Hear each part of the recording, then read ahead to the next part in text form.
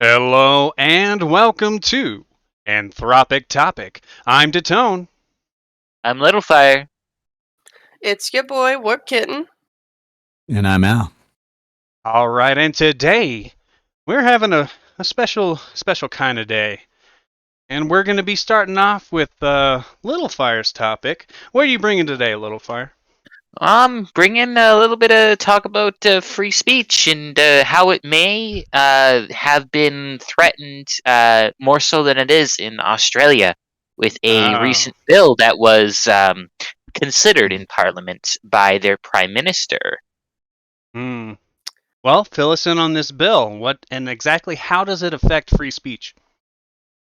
All right. So, from what I can recall right now, um, it's the bill was proposed by the prime minister to, uh, in effect, make companies the poster of the publisher of any speech. So, like if you go online and you post a picture of yourself, you didn't post that. Facebook did, or Instagram did, right? In other words, Which is very weird. yeah, they're trying to shift the responsibility of what's being posted to sites to the companies that own the sites themselves. Yes. Oh gosh, I could see a number of ramifications from this particular ideology. Okay. Yeah. And do you have So, any? and if I'm sorry. Go ahead. and yeah, sorry. So basically, what they want to do is if somebody, if one of these companies posts something that defames somebody else or um, uh, otherwise mentally harms them, like trolling or bullying or cyberbullying or whatever, um, you can take the company to court and ask them to find the name and potentially the address of the person uh, uh, who's been accused, and if they can't, they suffer fees from the government. So basically, from what I understand, not to you, but to the government of Australia.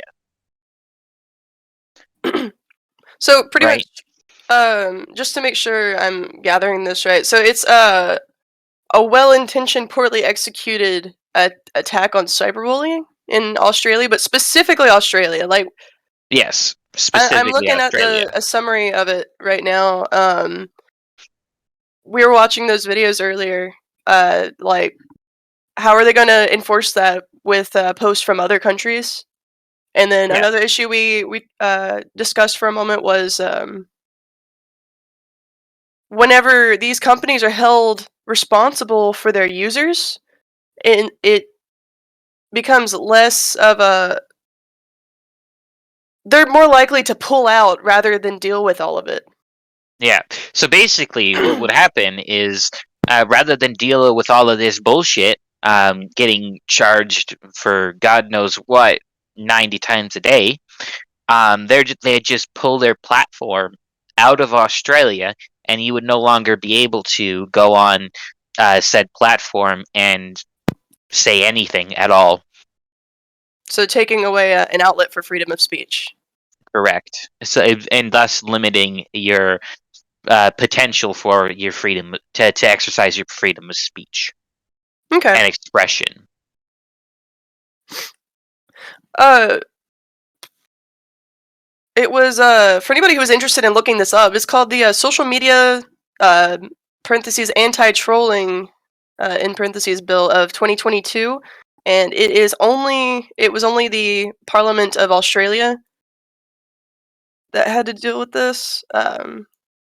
Luckily, it says the status is not proceeding. I don't know exactly. I got this from their parliamentofaustralia.gov site. I'm hoping that not proceeding means that they've given up on it. They've realized that it's a bad idea and they can't. Mm. There's no way to execute this without horrible backlash. Ramifications, yeah. Yeah, ramifications. There we go. Or what alternatively what it could be is that it's just being reviewed to make amendments on it to strengthen its probability to go through Parliament and be implemented. Now, what happens if they do? America's been busted for doing this a lot, where you have things like this that appeal to people, because, like, I get whenever the internet is your life, and in today's day and age, that is pretty much a situation for a lot of people. I know that most of my friends are online. I spend most of my time at my computer, Mm-hmm. Or on your especially phone. now, but Yeah. Well, and it's only going to get more prevalent that that's the case with people, where they're spending all their like real world time working and all of their home time socializing on the internet. Like that's Yeah. realistic. Like all the new generation of people I know that are doing that basically. And yeah. occasionally someone will go out in real life with a friend, but most of their friends are like online now. And here's where I don't understand cyberbullying. And, like, I understand it can get out of hand. It can be horrible. Humans can be terrible things. And We I are. get that there's harassment and it gets old and it wears people down sometimes. But there are a lot, I mean a lot of instances where the quote unquote victim just needed some thicker skin. And again, I need to make this clear. There are plenty of cases where it's gone way too far. Mm. But I'm specifically speaking of, like, just regular trolling.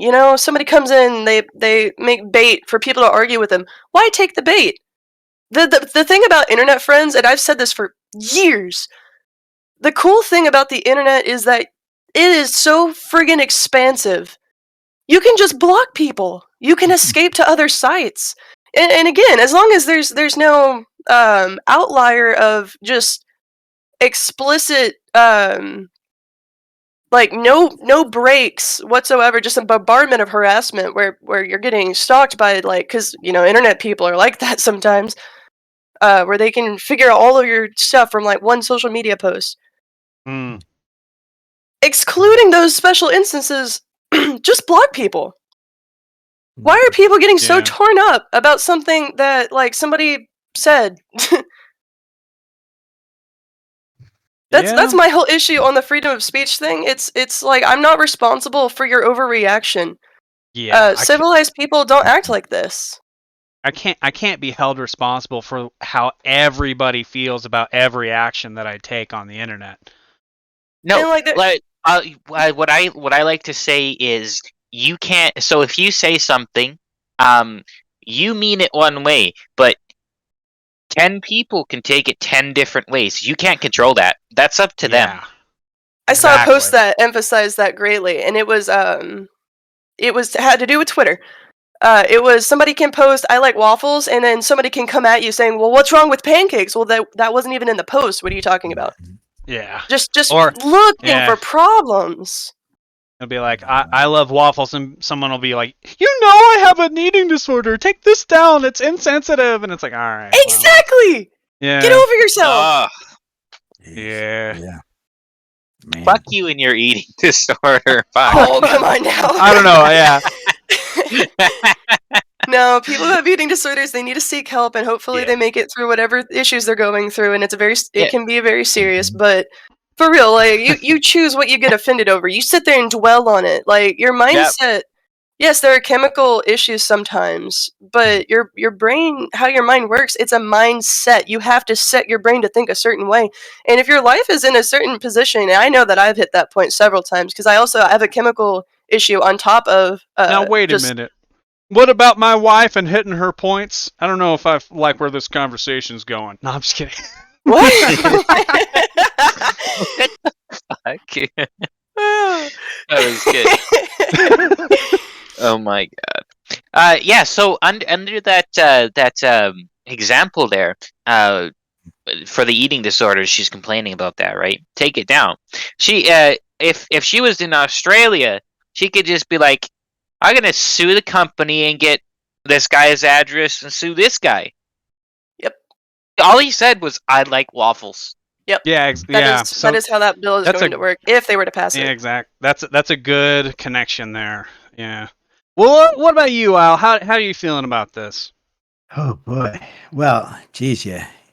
We'll go a little backwards. I would agree. Loss of meaning is a real problem right now. We used to call that the telephone game when I was young. As an example, I shared once a little tip using bulk salt instead of Epsom salts in a bath for people that could use it. And somebody actually freaked out and said, "Oh my God, but some people need to use Epsom salt." And in the same comment, she also said that some people can't. But yeah, people contradict themselves. But I've actually thought about this before. Why we have this problem of cyberbullying today is when I was young, online was usually between friends, right? And the way I explain it is when I was young, LAN parties used to be a thing. So you'd get together with your buddies and play video games. Yeah. I miss LAN parties. Exactly. And so the way I explain friends at that age. it, that's funny. But I fast remember forward to Xbox Live. Xbox Live, you were no longer talking to a friend on the other end, right? It was a disembodied voice. And then that's when I think the true, what do you call it? Cyberbullying began. Yes, because you get these people. You have these children and these underdeveloped. I'll just make a blanket statement here. Underdeveloped mindset of most people. I feel like that's not really a blanket statement, but I mean, it's a saying fair, all these things. Yeah. It's a fair statement to make. Yeah, and again, this is civilized people don't act like this. Like you get beat in a carnival game at the fair, you don't start calling somebody all these slurs and saying how you're going to sleep with their mom tonight. Like that's not how normal people act. But there's been I don't know. Have you been to LA? No, I haven't. But again, civilized people. Oh yeah, shit. Shoot, where was I? I'm sorry, that was my fault. Oh, that's funny. No, you're good. That was funny. Yeah, no, civilized people don't act like that, and it's like it's those reactions that we're seeing, and the internet has cultivated. What is it? It's like a societal role, culture. It's created an entire culture around just being dicks to each other. Who's going to be right? I want to be the most correct. I don't care what information, and that's another thing. And we have proven this on our podcast time and time again. You can find anything if you look it up. You look up.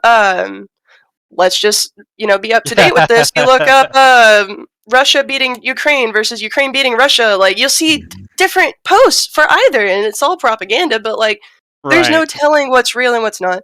And like. And a call back to this this very channel, looking up information on like common myths and stuff. You can find a yes or a no depending on how you search for certain things. And if you read just the headline or you don't read deeply into the topic beyond that initial headline, like you're gonna come away with the wrong impression. I was lucky enough that whenever I was in high school and college, I actually had a couple weeks long class where they taught you how to look up articles and how to determine if they were, right leaning, left leaning. None of that matters. Every last bit of it's biased, even the stuff in the middle. Everybody has an opinion and nobody's professional enough to keep it out of their papers. That's why you're never going to find a straight answer. Well, it's not even about professionalism. Because like every bit of information that leaves our mind through our bodies suffers from a bias of some kind, whether it's a bias of mentality, a bias of geography, a bias of experience. Yeah, perception. It can boil down to a million things that aren't always necessarily some sort of attack or a negative thing that they're trying to do to a thing. Because I think a lot of this isn't necessarily malicious. A lot of it's passive. People have a belief, they have a conviction, and so they just go about trying to convey that regardless of the cost. And some of that comes down to frames, right? We all operate within certain frames, and if we experience anything that shakes that foundation, a lot of people will that'll terrify them. Yeah, and it makes of course it makes them angry. Fear/anger response. Yeah, Mhm. yeah, exactly. And that can trap a lot of people inside of bogus ideologies because once you're in it, it's so much harder to transition or to get out of it. Yeah, emotionally held convictions. I can't remember who said it, but Like a toxic relationship. convictions are worse than lies, right? Mm-hmm. It's easier to lie to somebody than to convince them that they've been lied to. Mm-hmm. Hmm. 100%. But calling back to what you said about how it kind of breeds, that bit of like toxic-ish culture. I feel like, yes, people need thicker skin. In most cases, people just need thicker skin, and they need to learn some humility. Um, Everybody needs to be right.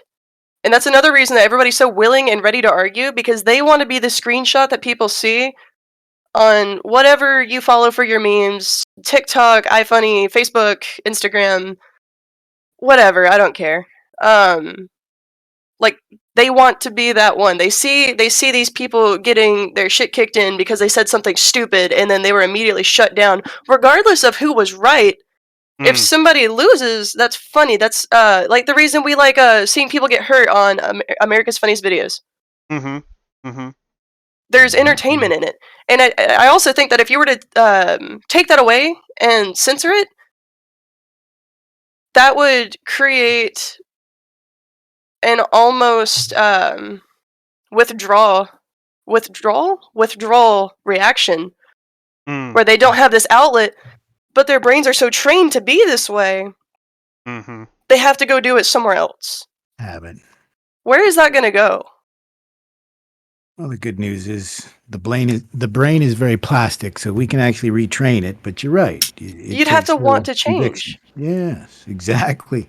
Yeah, that's gonna boil down to why we're not gonna see everybody get onto the same train because everybody thinks they're on the right train, and if they aren't, they switch to a different one. Like, Mhm. and oh man, yeah, yeah.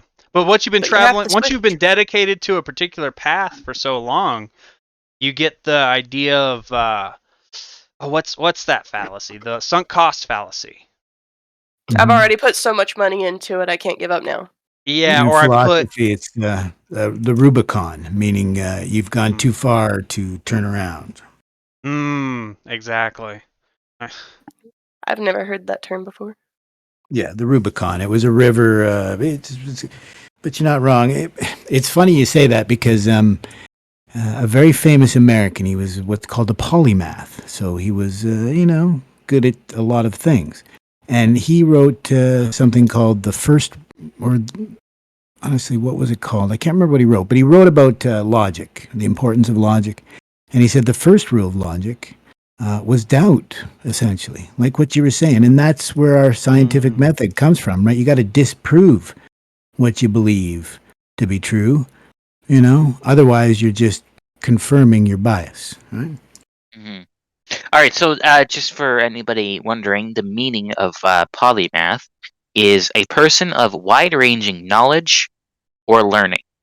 Mm-hmm. So yeah, what he said is somebody who's good Oh, at a lot wow. of things. Okay. Yeah. Thank you. I Charles was Sanders curious. Peirce is the guy I was talking about too. Pierce. Charles Sanders. Charles Sanders Peirce? Yeah, Pierce. Very good. Wow, interesting. Mhm. Oh, nice I beard. actually, my family line is related to the Pierces. I wonder if they're the same. There you go. Might be. He's an early American, turn of the century, along with some other famous gentlemen that we all seem to forget about nowadays. I mentioned that earlier. Radical empiricism was something developed by an early American, the founder of psychology, William James. And I really wish more people would look into radical empiricism because it's what y'all were talking about. If people would have a little more doubt and understand that, you just got to put in the hard work with the best intentions. It's not always going to work out, but just don't cry over the spilled milk. Right? Well, I know you've heard me echo a few of the same sentiments. Yeah, It's that's why a I mentioned it. Yeah. powerful ideology. Yes. I think acceptance. it's because I think ultimately, right, each one of us is responsible for marching ever forward into what we think is true or determining what that truth may be. And a lot of people find solace in religion because there's a lot of easy answers, a lot of things that are done for you and handed to you. And that's nice and easy, and anybody who utilizes religion in that way, I don't blame you, because it's mentally exhausting doing anything else. Not to mention, once you do shake those principles at your core, the way that you are bound to act after that is different. And I think we were talking about this a little bit earlier, where people's faith and what they wake up every day and accomplish their goals and do the tasks that are laid before them with the belief that there is some greater reward or some greater thing that they're all working toward. And that is I think very necessary for people to But also do very things dangerous. day to day. Very dangerous. Agreed. I mean, look at what happened in, well, I don't even need to necessarily conjure up images of, Nazis and World War II, or even the gulags and the communists, in Russia, USSR. But yeah, like, as long as people are convinced, then they'll march forward through that path to the bloody end. Well, if you want, I actually have some funny anecdotes related directly to what you're talking about here, both ignorance and perception.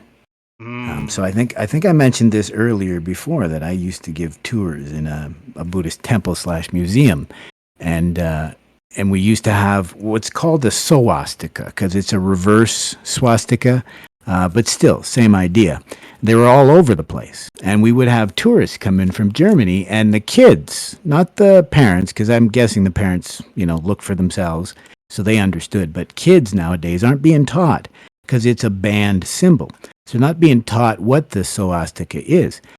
Too long didn't read. It's a 12,000-year-old symbol of mankind, and it means positive things.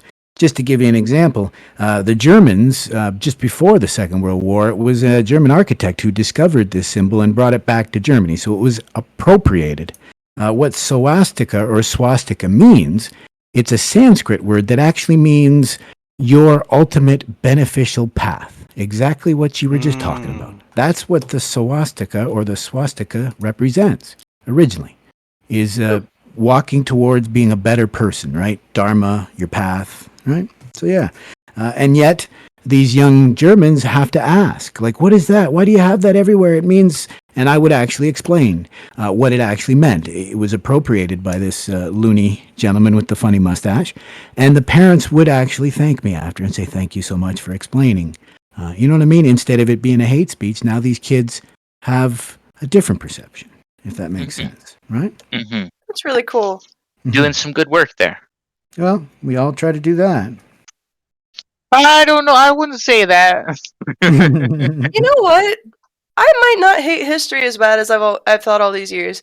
I think my issue is that I care less about the wars and what happened in the wars, but I like the strategy and the weapons they used. And I like learning about, like, neat stuff like that symbol. Like, I like learning about history, just not the way I was taught in school. Yeah, what I like to learn is how wars have propelled technology to move faster than when sitting idle. Like, for example, we only have our computer because of the race between the Germans and the Allied forces to make a computer. The Germans beat us to it, but we made it better. Haha. You're not wrong. We but improved really, on German engineering. We Yeah, did. because We did. stole But it. Well, we also stole all the German scientists. even before that, Brazil. remember that the gentleman, even before that, the lady that Alan was Turing? responsible for, Oh. no, even before that, the lady who's really responsible for computers, we don't tend to talk about. And we don't tend to talk about after Alan Turing, as you said, helped the Allied war effort as much as he did, was treated like absolute garbage. So that's a bit of a problem. And the only thing I'll mention is I'd love to point to Martin Luther King Jr., and he talked about 3 evils in this world. And he said they were war, racism, and poverty. And just to make it easier to understand, I would say war, hate, and poverty. So I'll point to Clausewitz, who was a very famous writer on war.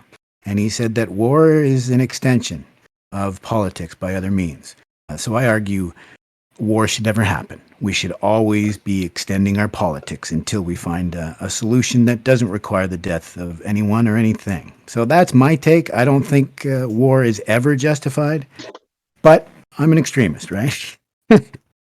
That's my take on it. So I look back at war as a lesson how not to repeat it. Same as often people are recommended to read Sun Tzu's The Art of War. And within that lesson is to not. Your first job is to avoid war. In fact, as a joke, the 9mm round everyone knows about, it's called the 9mm parabellum. And parabellum is a Latin word, right? Mm-hmm. And it means war. Right? So, you've ever heard, if you want peace, prepare for war, but that actually means that you should be willing to do everything you can to prevent war, not to go headlong into it. You follow what I mean? That's my take. Which the country down under there. Oh, it doesn't the US doesn't get that. Mm-hmm. It doesn't just mean war. Parabellum is Latin. It's the second half of a Latin phrase, "Se vis pacem parabellum." It's basically, if you want peace, then prepare for war, but prepare for is in brackets, so I think that was it might be a rough translation. So if you look at it like that, then parabellum would be for war instead of just war. Then prepare for war. Yeah, I get what you mean, but not really. It's Latin. It's terrible, right? Go ahead, sorry.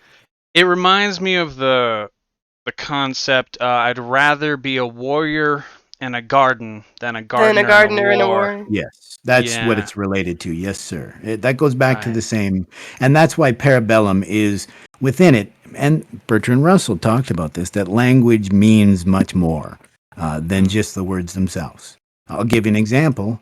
You don't have to go and find Stoicism or Taoism. You can actually just look within our languages. If you look at Chinese and Japanese, a person is a ren. That's just a single character of a person walking. But human being is the combination of both the character ren and the character for sun or moon. They're both the same character. And portal. So what it's saying is that to be a human being, as opposed to a human doing, is to actually fill your day with activity and be. Right?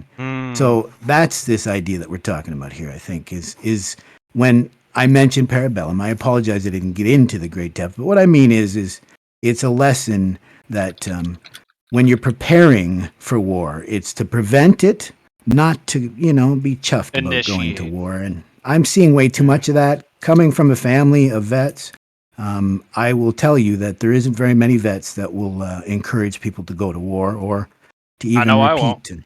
Yeah. So that's just my take on it. And I really wish more people were taught that, the idea of, like you say, if you want peace, prepare for war, but that means you should value peace far more than war, right? But as the Ferengi would say, peace is good for business. Well, yeah, if it were, we'd have less war. You're not wrong. They also say war is good for business. So no, honestly, war is better for business. But yeah, well, I think that's what Roddenberry misses. Is some of the writing and some of the earlier stuff. I think he really was trying to get across some of this subversive ideas. That think about it. Can you imagine if it's even possible that the human species could create a united federation of planets? I don't think so. But he was trying to write, what would you call it, like a bizarro dystopian future. What would happen if humans were actually as good as we think we are? And, you know what I mean? We were to explore the universe and, benefit instead of trying to reap profits, If we could actually adhere to what we think we are, which is Mhm. a uniter kind of a deal, like the species that was meant to unite people together, rather than one that is entirely inherently greedy. You're not wrong. I mean, I've spent 30 years in philosophy, and I've heard all the time people talking about, again, the 1930s Germany, right? Could you have been a guard in Germany? And we've seen it in the last few years. We've seen how people can switch on a dime and hate an entire swath of their own population just because they're told to. You know what I Absolutely. mean? Yeah, we're living in a really weird time. You know what I mean? There's a lot of lessons to be gleaned from the madness we're living in nowadays. You know what I mean? But I think it's good, right? Because you can point back to every period in our history, and the more pressure we're under, the more wonderful things we create. And that's my take, right? That is definitely an interesting way of looking at it. I Mm. like that. It's more hopeful than nihilistic, which is what I'm Mm, used to exactly. whenever things like that are s- talked about. Well, that's the problem. Actually, I stole it, and it's my favorite quote right now: is being not compelled by apathy. That's me. I'm compelled by apathy. But the quote from the movie was different. It's jeez, I'm sorry. Consumed by apathy. Nietzsche wrote about Mm. this. In fact, Nietzsche was so upset that we had turned our backs. And again, this is religion, but it's not a believing in a god. It's any sort of belief. It can be transcendentalism. So believing that we're here for a reason. That's why I say radical empiricism. Because William James, besides having created psychology, also wrote a book called The Varieties of Religious Experience. And in that, I think, is why he realized we needed something more than just religion, even. Because I highly recommend reading The Mm-hmm. Varieties of Religious Experience, because it should just be the varieties of human experience. Because some people just, life is never going to be perfect. You're not going to wake up tomorrow and feel better. So Mm-hmm. he developed this system for those of us with what he calls a sick soul, right? And he means you can't know why, but just get up and do it anyways. Does that make sense? You grow or you atrophy, right? You're winning or Mhm. Mm-hmm. you're learning, right? That's what he said.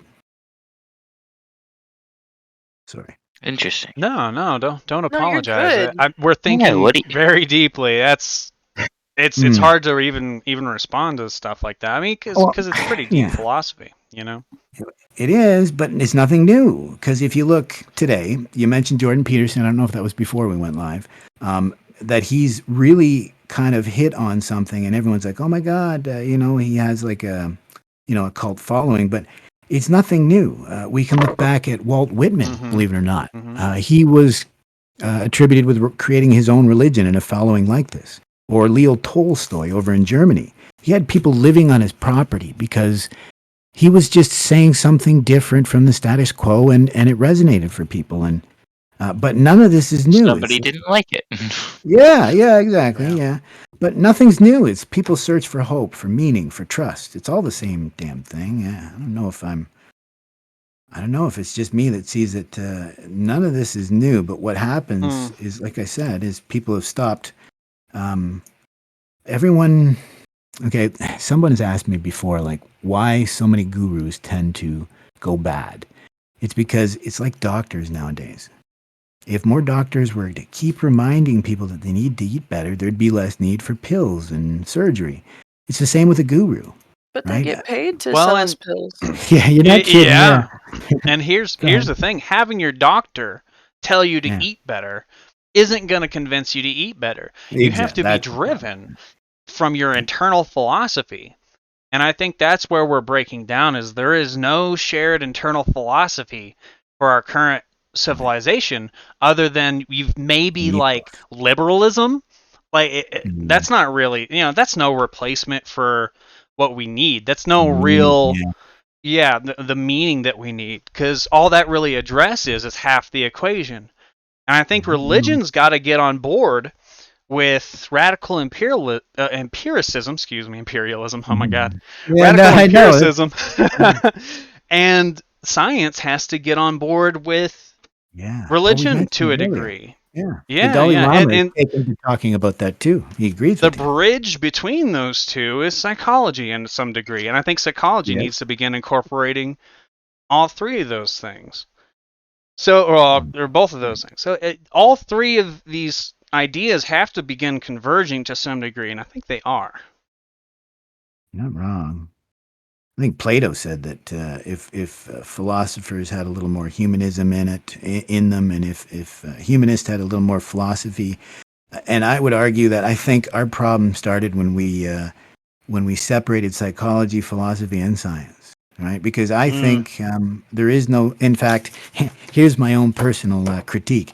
They actually say William James, his book, The Varieties of Religious Experience, was the culmination of his research into the psychology of religion. And I argue there is no separation between psychology and religion. It's one and the same. And honestly, I think he agreed with me, William James.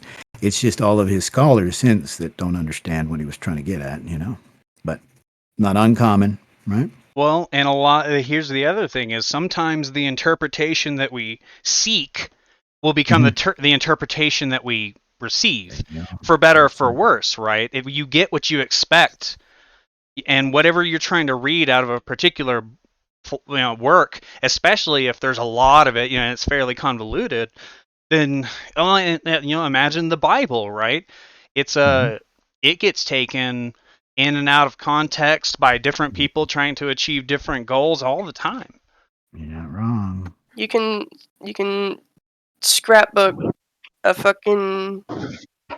Oh my gosh, I'm missing the That's word. why we need that empiricism in the middle of it, because we cannot rely on the idea of revelation. No, right? We cannot take that for granted, because these things were written by people to convince people of particular agendas.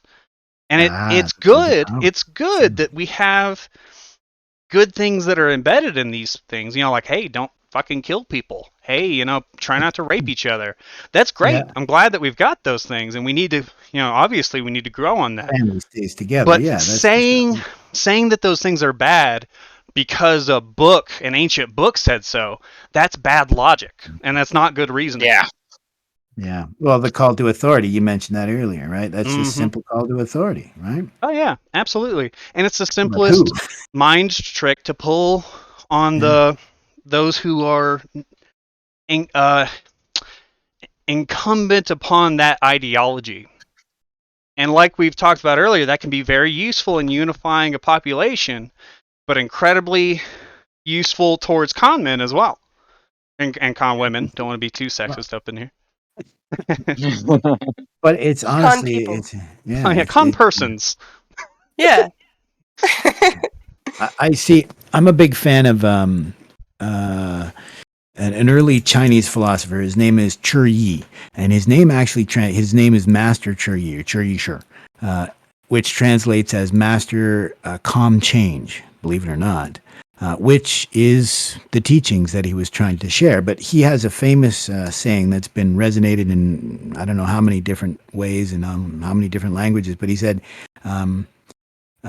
sentient beings are numberless, as are the doorways of entry to the Dharma of Nirvana.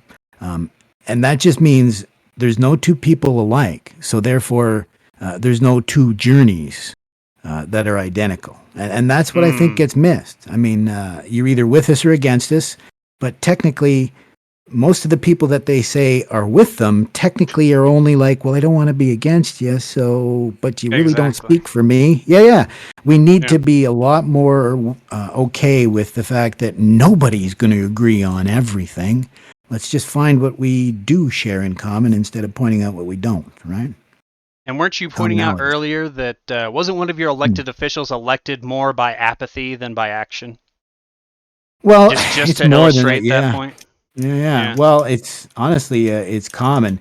See, you can actually look at Canadian politics, and up until fairly recent, I'm talking about for almost 70 years, you can see that Canadians don't even bother electing politicians at all. You can see Canadians vote the way the Americans did in the previous election. Like we kind of follow them.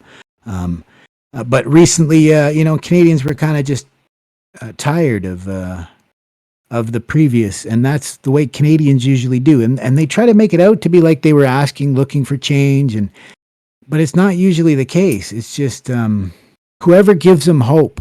And that's honestly how Funny Mustache Man got in 1933 over in Germany. Believe it or not, the second and third most popular party had more votes than he did, right? But okay, so the last time I knew of anybody actually going to vote for something for any government shit was I'm a Canadian as well, right? But I'm an Albertan.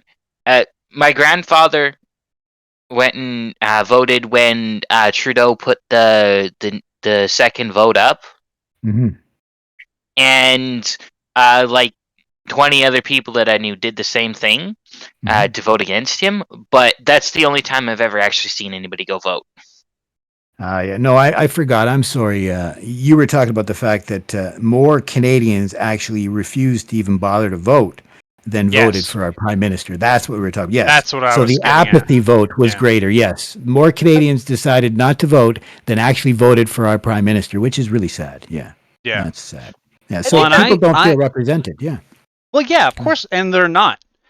That's the trick. That's the trick. Is that I can't remember who exactly said it, but let the people vote how they will, so long as I get to pick the candidates. Yeah, no, that might have been going back to, believe it or not, people have forgotten about this.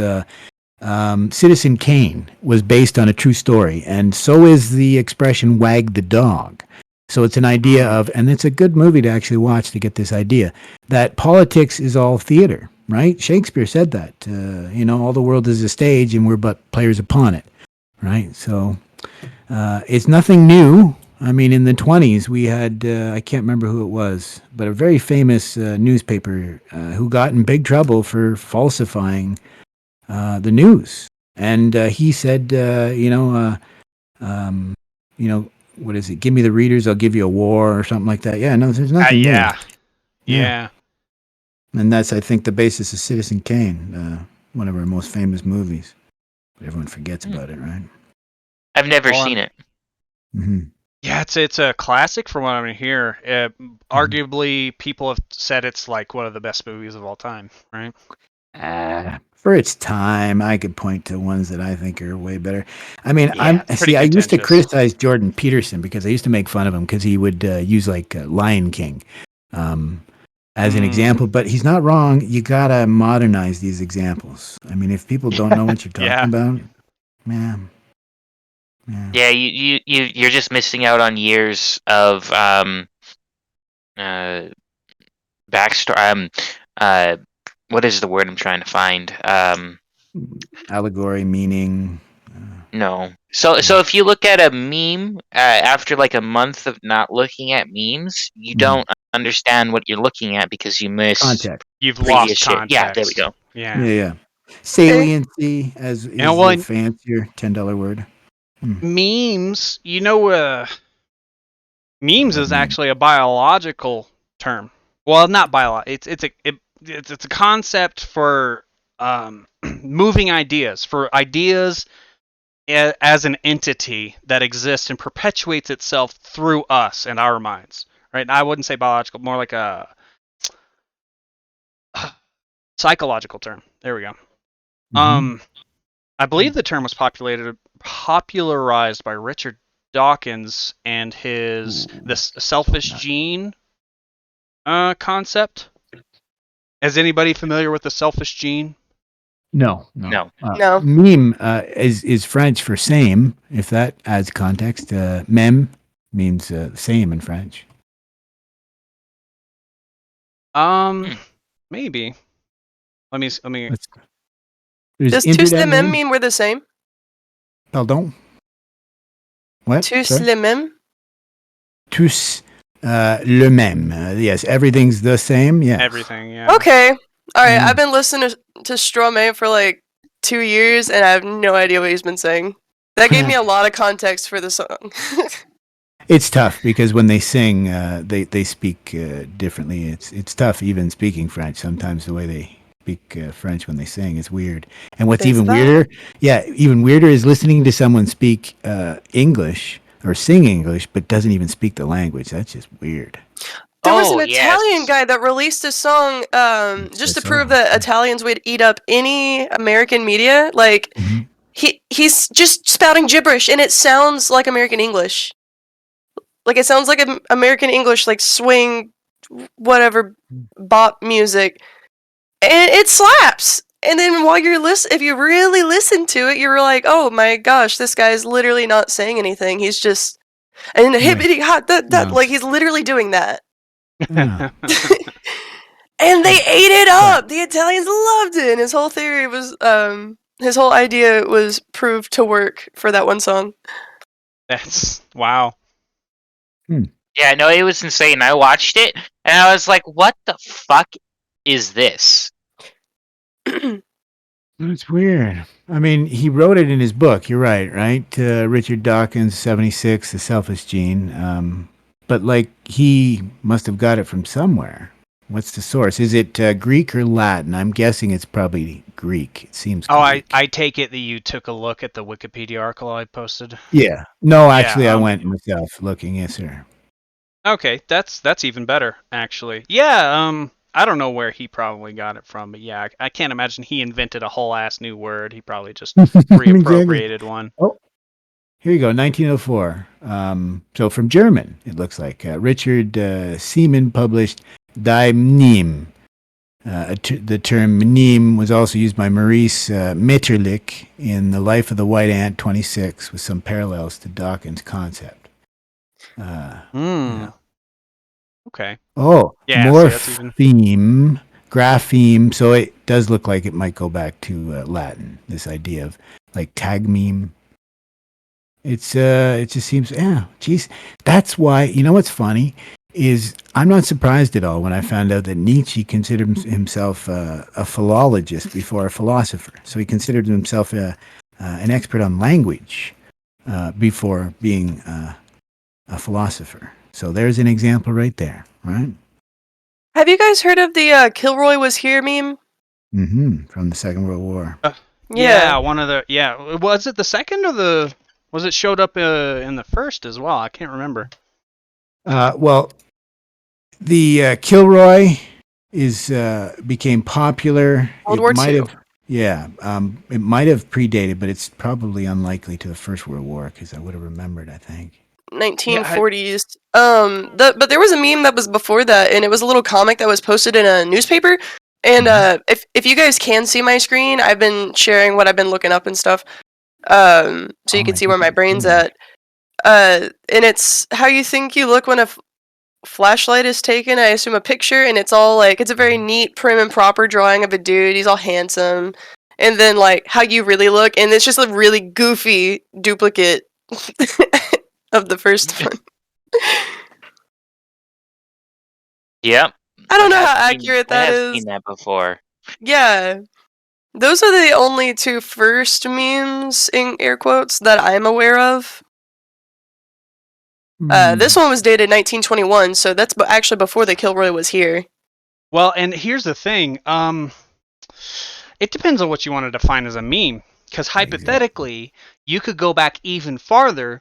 There was a Roman soldier, I think, that scrawled on a wall. It might not have even been a Roman. It's some ancient guy scrawled on a wall. His name was here, and like a dick or something. I don't remember exactly what it was. That's hilarious. Yeah, and then like that's it makes sense. I mean, think about it. What's the first thing most people do when they're just fucking around and drawing stuff, randomly? So and so was here. Yeah. Giant old penis on the page. Yep. Oh, it's so funny. But yeah. I mean, like you open up your school textbook, bam, dick. Exactly.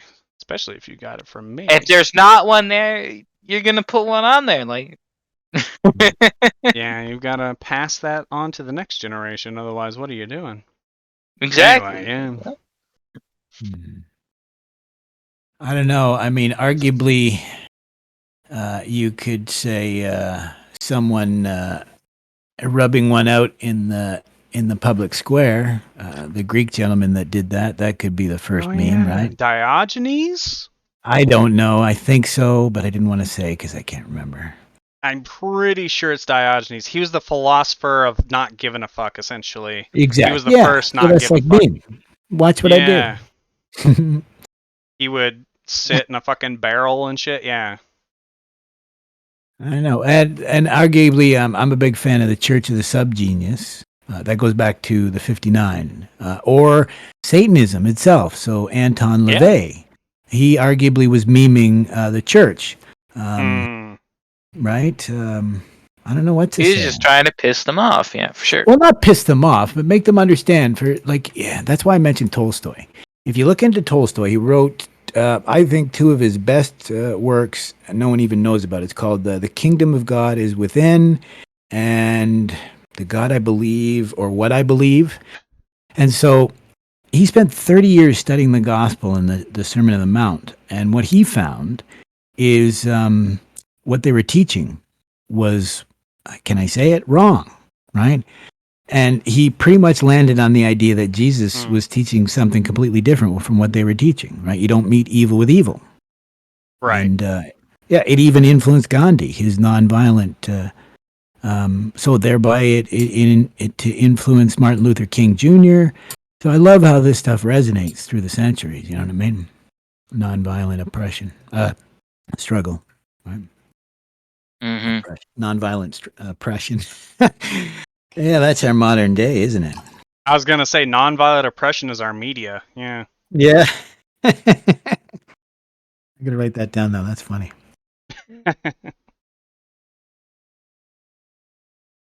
You could probably. Somebody's got to start writing down what I say. Yeah. Mhm. I mean, we about have done time. that quite a lot.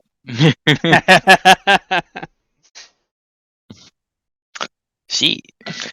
Well, actually, just to go 360 quickly, I know it's getting late, but y'all were talking about Australia. I actually have a personal anecdote you won't believe. All right. Yeah, well, you know about that cyberbullying? I could Mhm. give you the actual channel. You could actually look it up if you wanted to, but I don't know if I should do that publicly. Yeah, we'll talk about it in private. Yeah. But This fill us gentleman in, is yeah. in his. So, long story short, he created a YouTube channel because he wanted to travel and do the YouTube travel thing, right? But when he got locked down at home in Australia, he was doing local crap and a lot of casting, spending a lot of time online, and then he learned about Discord. Long story short, this man who's in his 50s called the bully police on a young lady who was 15 at the time because she was bullying him. Yeah. I'm not gonna lie. Yeah. If a child was harassing me, I'd probably have to call somebody. He was too, bullying her. He was bullying her. He was Yeah. bullying her. What the Yes. fuck? What? Well, what happened is he was bullying her behind DMs, and so her and another guy that he was bullying, who had more balls, said no, f you, and so did a YouTube video, so it all came out. But because of that, he went to the Australia. You could even see it too, because he even said in his social media and stuff, he's like, oh well, now this is under control of the Australian police, and they're watching you terrible bully people. It's kind of sad to see, you know, the worst elements of society tend to abuse these laws, rather, because you can see it in PTSD, believe it or not. In post-traumatic stress disorder, the people that need the help most are the least likely to reach out for help. The ones that are the most adamant for help are the ones that likely need it the least, believe it or not. You know, it's a sad truth. So that's why I never want to talk to my doctors. Got it. I was literally about to say something. That's why, I could be thinking something that I really probably, I know logically, it's healthy and I need to get it out and I need to say it, right at the moment. And then, I'll actually be, actively screaming it in my head. I just can't bring myself to say it. Not wrong. Damn. Every day. But yeah.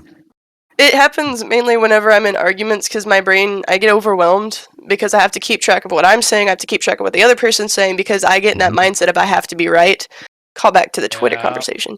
We're all guilty of it. I'm not saying that Yeah. the people in this caller is saying, like, No, yeah. we're no. all guilty of it. Whenever I make Mhm. statements like that, I mean, it's a pretty generalized It's a term in human some form or experience. fashion. Yeah, there you go. It's a Yeah. human experience. Mm-hmm. It's just an unfortunate one. Not wrong. Well, we all endeavored. I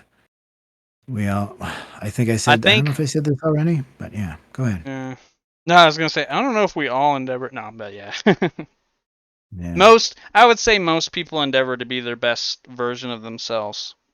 You know, Most people, yeah. in their heart, you know, Well- in their minds. And Either what way, now? Now, Yeah, if whether or not we agree and think that that's their best, or even if they're cohesive good with point. reality or the community, that's besides the point. But I do think everybody in their own mind is trying to be the best version of whatever they think they are. Let's hope. I have my doubts. I would Well. not say that that is accurate for everybody, and I only say that because I have known people that go out of their way be a to jerk. I didn't say to self-sabotage. everybody. Well, I Oh, didn't say yeah. everybody was trying to be a good person. No, like he would I don't. I already screwed up by saying he. That's enough information. But if Oops. somebody that I used to know like years Yeah. ago, I don't speak to that person anymore, or anybody that they're associated with. And I can say years ago because I've moved so many times, nobody can pinpoint exactly who or what I'm talking about. Right. Beside the point. Yeah, sorry.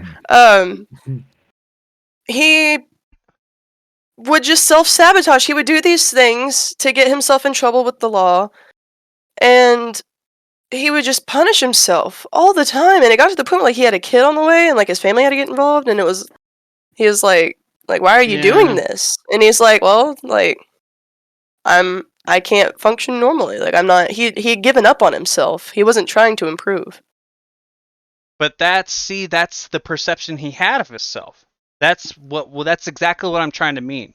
Just because you're trying to become the best version of what you think you are, doesn't mean you're trying to become a good person.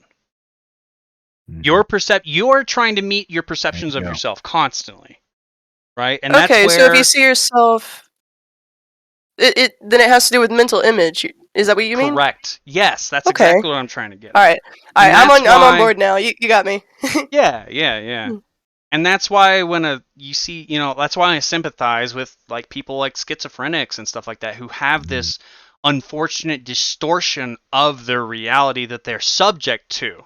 They don't get to choose that action, right? They don't get to choose a lot of these perceptions that are put upon them. They just have to react to them. And some people are reacting because they think it's real or that's what their impulses urge them to do. But at the end of the day, they're still doing the best with the information that's being shoved into their brain, even if that information is wrong. And that's why we're so subject to our environments. We with the connection to essentially the Library of Alexandria at our fingertips here in the form of the internet, right? That's why our perceptions can be so different than our ancestors, who we kind of look back and think, well, like, how can you be X, Y, and Z and think that way? Well, they only had the information that was available to them and no more. We have broken the geographical lines that used to bind information to specific areas. You used to have to go to a college to learn some of the stuff that we can look up in half a second right now. Yeah. Sorry, I got lost in my point. I started rambling a little bit. No, that's okay. That's what this is about, man. Well, I would agree. You made a great point because it's more than black and white. It's for years I denied Nietzsche's philosophy of will to power because technically he didn't want to publish that book, but he talks about it in some of his other books. But I ignored it because I was like you. I wanted to believe that everyone was trying to do their best. But I think he was more right than I liked to admit that when you understand that even if someone doesn't consciously say what you want to hear or say what they want you to think you want to hear, or they try to convince you to believe what they everybody, whether they understand it or not, is acting in selfish self-interest. So you have to understand that that will cloud their judgment. So you're right when you said that they may be trying to do their best from their perception, but remember, you're best to understand that there is a huge chunk of society that doesn't give a rat's butt about your best interest, and they're only looking out for their own. And if you keep that in mind, then you're less confused by their, yeah, exactly.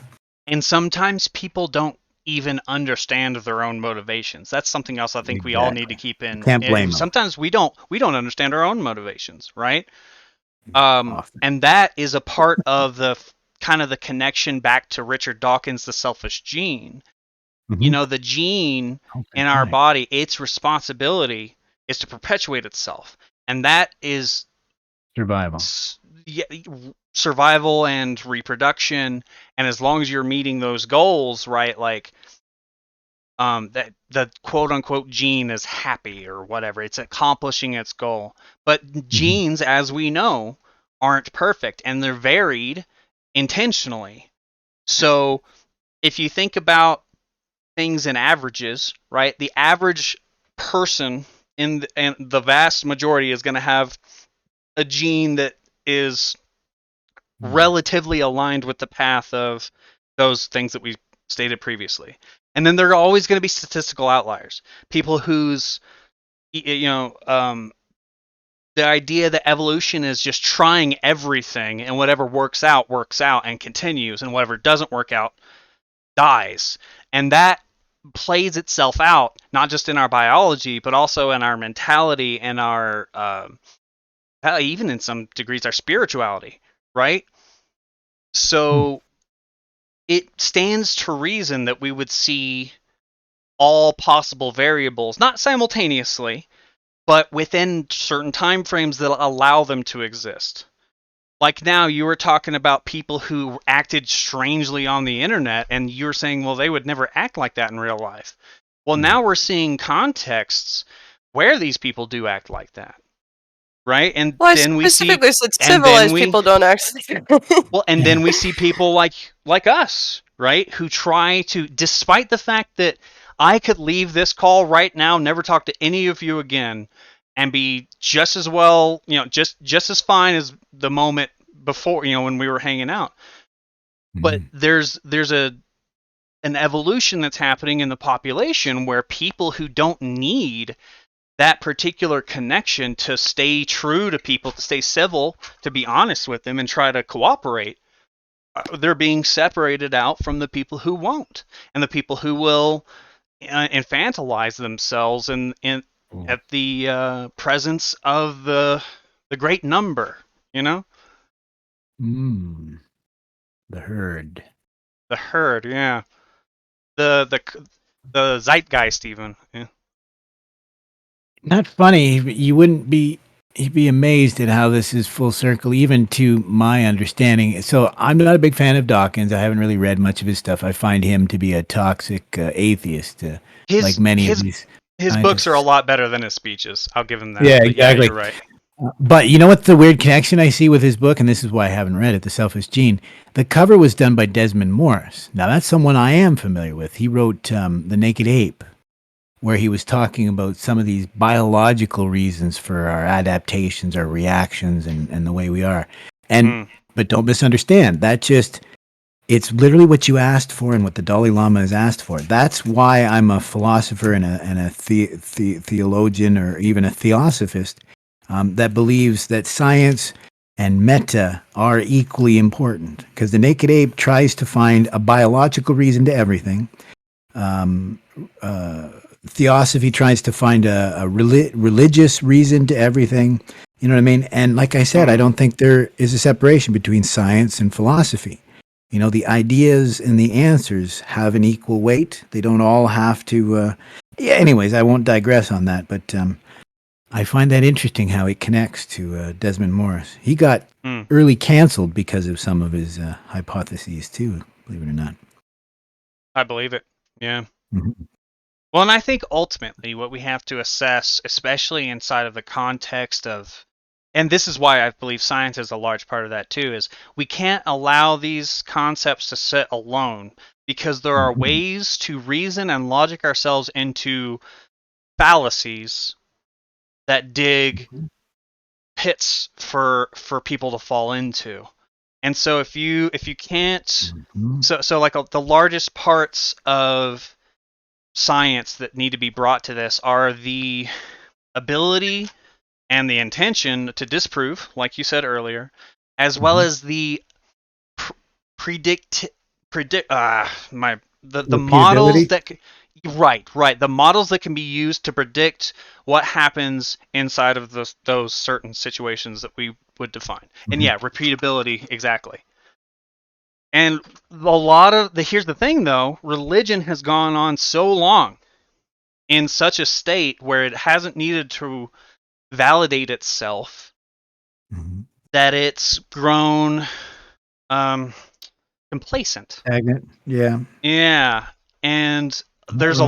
there's a lot of resistance to anybody who tries to apply those stricter guidelines onto the religions that they currently hold, because that was what we were talking about earlier, the disturbance of the frame, where Mhm. it breaks, it shatters their ability to reason within their old context, and that's a development that the brain has to go through and rebuild its entire reality prediction structure, Oh, which you're can not yeah it wrong. can Yes. Yeah, we yeah talked about that with like entheogens and psychedelics. It does the same thing. It breaks down the predetermined self, right? and yeah, Same idea. exactly. So if you Hmm. used to believe that God did X, Y, or Z, and now you have to challenge that belief, and it maybe turns Hmm. out that you didn't The whole have world.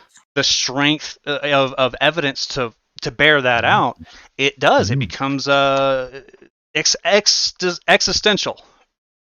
Exactly. A true existential crisis because Mm, some of it doesn't have an answer. Yes. That's an often abused expression, but I do enjoy that. Yes, sir. In the idea of existence. What is it? The nature of self, the nature of meaning, and why we're here. Exactly that kind of idea of existentialism, not the idea of that nothing matters. Right? exactly. Yeah. I'm a weirdo that way, though. I'm an Albert Camus existentialist. I believe that even if there is no meaning to life, well, then screw it. The search for meaning can be the meaning. Or I'm just going to make a cup of coffee. Wait, c'est ça? And some people are content with the lack of meaning, I think. And obviously that person's going to Mm, be a rare breed. I'm not saying it's the yeah. common. Yeah, I It's going to be wish. common. And, and that bears out in what I was talking about earlier about the evolutionary pressure to have variety. I get you. And Yeah, so variety in thought is the important replacement. as well as variety of biology.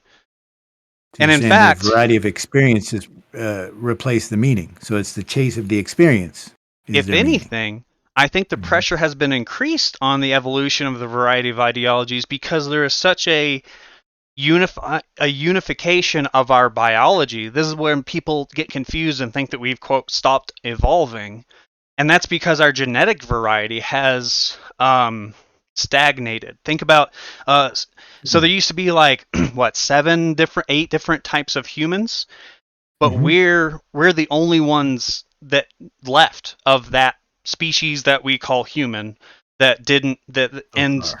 Yeah. right. So um I can't. Yeah. it's the pressure has to bear out somewhere. It doesn't just go Mhm. away. I see what you mean. Hmm. That's weird. I wonder. I guess that's a different. You guys don't get taught the same idea, then. I guess, eh? I've been told Hmm? that y'all don't get taught the same things in school anymore. Um, What do you how do you mean? mean? Well, Well, I wasn't taught so any of that in school. This is Well, all born out, yeah. well, just the in the stopped evolving thing. I think that's kind of funny. Oh. Like we're always evolving. It's whether it's backwards or forward. So what I'm getting at is it surprises me that this stuff has been talked about. So I'll just give you an example as an obscure example. What I'm getting at. there's a Canadian philosopher came by France. His name is Hervé Fischer. He wrote a book called The Paradoxical Laws of the Digital Age. And he said the first paradoxical law of the digital age, meaning what we're living through now, is that the human psyche regresses at a proportional rate to the rate at which technology advances, if I've translated that properly. Meaning we regress psychologically as technology advances forward. I've mentioned this before. Marshall McLuhan warned us that replacing technology just because it's new is a danger if you don't make sure that it's an improvement, right? Agreed. Yeah. So I think if we look at these philosophers, these teachings, it's all present. Even Nietzsche, I wrote that earlier. He warned us about this, that we would become so apathetic. He called it the last man. You mentioned this earlier.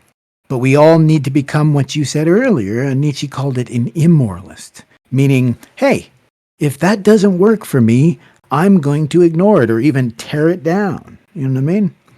So people need to stop being so apathetic and say, wait a minute, this ideal that I held to be true doesn't make sense anymore, or it's not helpful, so I'm going to leave it behind me, if that makes sense. So it's not that we've stopped evolving. We've stopped vetting whether something's an improvement or not, right? We've stopped caring. Empathy, yeah. That's kind of okay, so this is going to get a little political. To my opinion, that's kind of why we've seen the evolution of the modern the modern liberal left. I struggle to pin it to any one identity because this like type of philosophy, the woke stuff, with some of the gender stuff, because I get it. Some of the gender identities, yep. Yeah, some of the old philosophies and structures aren't working for them, so they're destroying them. At least that's what they're attempting to do, and they're not thinking, is it an improvement? It's new, it's different, but it's not. Good point. But is it an improvement? Yeah, no, I think that's going to bear itself out over the long term as well. Yeah. To give you a personal anecdote, I actually lived through this, and I've actually been proven correct on a few of these things. Back in 2016, when the Canadian Prime Minister was elected, he was asked why 50% of his cabinet was female. And he said, it's 2016, bruv. As if to say, oh, okay, so the solution to gender inequality is to highlight gender, right? Yeah, exactly. Let's be honest, instead of him admitting the truth, which is, well, we can't make the cabinet 50% women because by nature of facts, only 20% of politicians are women because they choose to do other things, or they can't stand how toxic politics are, or. So 50% means you turn down some of the best people for the position. That's not anti-sexism. That's literally the definition of sexism. So and a lot that, of to me, is what I rail against, yes. And a lot of it's dependent on sexist and racist stereotypes in order to justify itself. Yeah. Exactly. Well, they of course they didn't hire me because I'm a woman and they're men and they want to be sexist against me. It's not a lot about that mindset is they literally think they're mind readers. They're intention readers. They can know exactly what you meant to say, not what you said, and they know that you did it because you hate them. Like that's what it boils down to in a lot of these circumstances. Well, I can give it's the in and out group, Well, I can give an exact example from one of the most famous authors of the CRT, this critical race theory. And the reason why I looked into it, because people are freaking out when I was talking about critical thinking, because I think logic and reason is important. So I used to call it critical thinking because that's what we used to call it, but that activated so many people, so I don't call it that anymore. But when you look into these, so I'll give you an example. They give one example of obvious racism. So it's a university campus. In the school, there's 3 professors standing around talking about something. And a black student comes up the hallway, and the one professor remembers she forgot to lock her office, and her purse is in there. So she goes She says, I'm going to have to go get it. So the assumption of critical race theory is that you know exactly what this professor's thinking about. So you know she's a racist. That's why when she saw the black lady, it reminded her. Never mind that it could have been a white person. Just having someone walking down the hallway towards her office when it's unlocked in her person there might be an issue. But the fact that they assume all this thinking, and me, I consider that insulting, because if I were standing in that group and someone were to do something racially motivated, I would say something. Yeah, exactly. But I've actually even had someone who's supportive of critical race theory tell me, but no, you're wrong. Because by the nature of that person remembering they forgot to lock their office and the person walking near them is black, that automatically means it's racism. exactly. You know what I mean? It's all So very it's a failure of dependent. logic. Yeah. Yeah, And it's a here's the- failure of logic. And it needs to be that you're white. Yeah, it all has to be bound on your identity, and that's where these identity politics are leading us. Absolutely. Look at the Irish person. The Irish person breaks all of their identity politics, because the Irish person has always been considered less than human until now they're considered the oppressor class. So now all of a sudden they're, what is that? Well, I guess they're not human. Still, they're not human. Well, they went from less than, right? Because they used to have signs saying no dogs or Irish allowed. And now the Irish are considered oppressors. And the reason why I laugh, if you go and look at the history of the Irish people, they've been slaves for longer than just about anybody. Arguably, I guess the Chinese have had slaves longer. Yeah, it's not convenient because they also look white.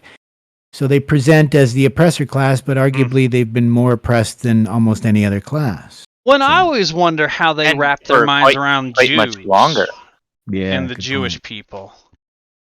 Because a lot of people will call Jewish people white until it's not convenient for them, and then they're something else, right?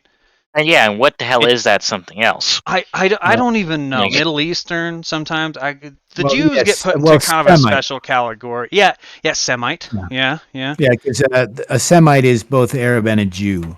But can I point to something, just to point to this hypocrisy, is Otto Preminger.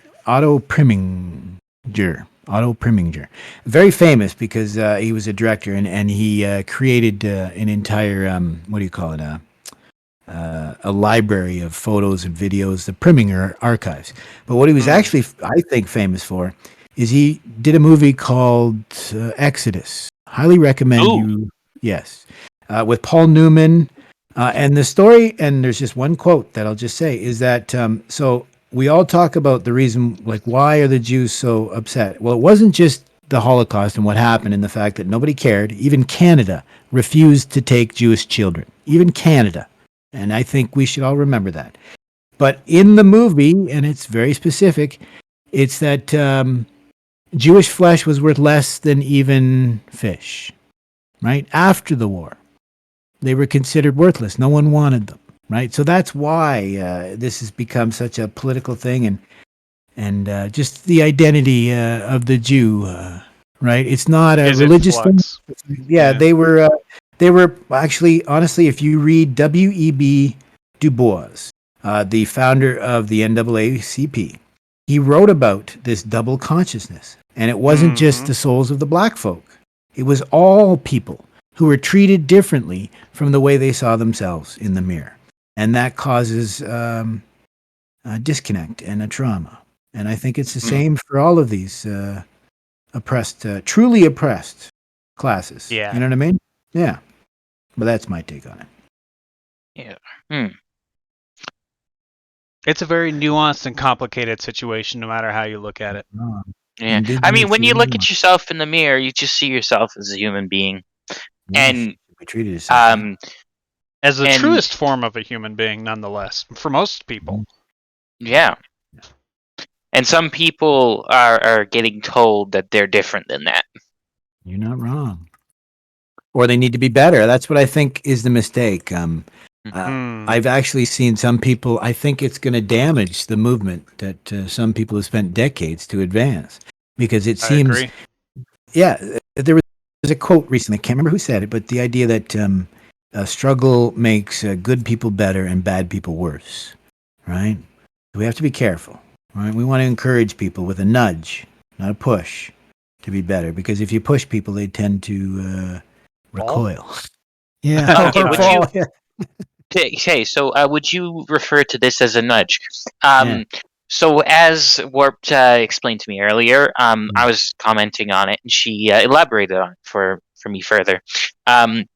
This is now a trend, but some people go and post themselves when they look or they are bigger than is what's socially acceptable. And people then cyberbully them into Oh, fat. working out. Yeah. No, see, Or I think to that's death. terrible. Yeah. Yeah. I don't know why it's okay to make fun of people for their body. No. It's yeah. so that's not the It's context here. I quite- think there was a little bit of translation lost here. Yeah. So the Yes, story indeed. that I was telling about is like one of the things that I like to read is iFunny. Like my fiance takes care of like actual news and like we look things up together, but Yeah. I have to see it through memes. Yeah. Understandable. The culture on iFunny, I don't know if it's specific, but it's definitely Toxic. it's definitely toxic. I'm kidding. I don't know. But there's these people and they're like, you know, I'm 400 pounds, starting to go to the gym today, blah blah blah, and people are like, you got this, you fat fuck or whatever, and then it's like, don't make fun of me while I'm at the gym, and then like people are, you know, posting supportive stuff like, come to the gym, you're doing great, and then they start losing weight, and then the comments turn very very very not subtly. What's not subtly, what is big? Overtly? Yeah. Yes. Just overtly, there we go, thank you. Positive. And it's like, wow, good job, keep it up. And it's like, they're making them feel bad about their bodies in a way that encourages them to make healthier decisions. Now they're not making fun of people that are slightly chubby. We're making fun of, like, I say we, like I've ever made a comment on iFunny. Well, but you identify with that particular group, and that helps solidify your identity of yourself. Indeed. And so that's we why is you're having a appropriate. reaction to this, because you want to help change the ideology of just the community. Yeah. It's interesting. And you say we because you identify with this group. You're in there, but you don't necessarily take an active role in it. Well, and we But we're as talking humans like, also. Sorry, go 500 ahead. We've been pound, interrupting 600 pound people. Yeah, people that need to that literally, like, Obese, health-wise. Yeah. morbidly obese. Morbidly, yeah. I definitely agree that people need more motivation. And here's the thing, though: a lot of people aren't going to be able to take that motivation because they're not in the right frame of mind. Some people are outside of the situation that would encourage them to take the actions that would be more positive for their health. And here's the thing: in a lot of ways, depending on your biology, you being in that same situation, you would react similarly or even exactly the same to them. You're not wrong. Well, see yourself in other people and other people in you. And not just in a kinky way. Yeah. No, not in a kinky way. It's funny you say that, because I personally think that you can say just about anything to somebody if you mean it truly with good intentions. Like the Irish, we tend to not say, "Hey, buddy, you're doing awesome." We tend to say, "You dumb bastard," that sort of stuff. But it's all meant in jest and love, and that's how they show compassion. Or you could say to your sister, "You're a dumb fuck." Yeah, but you don't really mean that, because she's your sister. Yeah. You're not gonna blow smoke up her ass, right? Well, and in the military, we used to, the insulting and calling each other, shitbags or whatever. It was all done in the light of camaraderie, exactly. And hey, if you were being an ate up shit sandwich and somebody called you that, and you looked internally and said, "Man, shit, they're right. I'm an ate up ass shit sandwich," and you start taking action like that's the motivation behind a lot of it. They want to help push you in the right direction. Like see, that works. For example, I'm gonna reference a movie called Battleship that was made in 2012, 2012. So I'm not even gonna call spoilers because this is just 10-year-old movie. But so in the movie, the main character, uh, his last name's Hopper. His brother, they both go by Hopper. Um, but his the younger brother, who's the main focus in the movie, um, is a shit sandwich, pretty much. He broke into a gas station to get a burrito for a chick he was trying to hit on, and he got Okay. arrested and tased and shit. He had like $20 his name. And he's 26. He's just living on his brother's couch. When finally his brother started saying some mean shit, and then was like, "You're joining the Navy with me, asshole." Yeah. Skip to like 10 Well, years later. He's a yeah. lieutenant. He's still a dirtbag. Yeah, some people some people just they'll be dragged along, but they'll never move. They'll never take a step forward. Yeah. Yeah. And then what happened was, because of the events in the movie at that point, um, his brother died, and all commanding officers that were senior to him died. He had to take command, and he finally grew some balls and a brain. Oh, yeah. Well, When put into an extreme position, people evolve. sometimes. Yeah. Yeah, well, and we have to take for a grain of salt. It is a movie, right? Obviously. Yes. And that which is required of the protagonist will be, as it were, to make whatever happen for the writers. But the sentiment is true about people for the most part. When the pressure is applied, you will see them for their most instinctive self at the time. I say most instinctive because a lot of people aren't able to process things like when they're not under pressure, and so they react differently. And whatever they've been programmed, however they've been programmed to react, will be their reaction, regardless of their conscious input. And that's why a lot of people like soldiers, for example. I know we've been using this a lot, but that's why they put you through such training under such pressure, so that when that same pressure is applied to you later, it won't be your conscious mind that reaches in and tries to take control. It'll be your instinct. Yeah. Right? I have a small example of that for myself. I had instilled in myself always to protect my brother. And one day he was some of the kids at the youth shelter that I was at with him were trying to rob him, and I didn't react with anything but the instinct to protect him, and with extreme prejudice, I started trying to beat the shit out of these people. Yeah, you manifested the righteous indignation required to motivate you beyond your normal limits. Yeah. You're not wrong.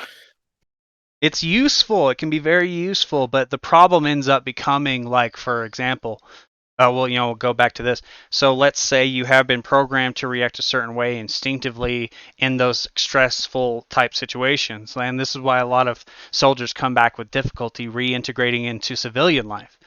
Because once they come back and either the deprogramming wasn't successful or not thorough enough, and the reactions that you end up having to these otherwise normal stimuli end up being so extreme. Maladaption. Well, you adapted phenomenally to the situation at hand at the time, but then once you transition, and the transition is so dramatic and drastic that your elasticity is limited as an individual. Yes. Right? So basically, the required, the perceived required response is no Mhm. longer acceptable in the The new environment. current Right. environment. And the truth of the matter is, when you're talking about intensities and pressure, your body's tendencies is to try to hold on to the things that kept you alive during times of stress, regardless of that new environment. So it's going from one to the other is much easier than going back. Mm-hmm. Right, so right.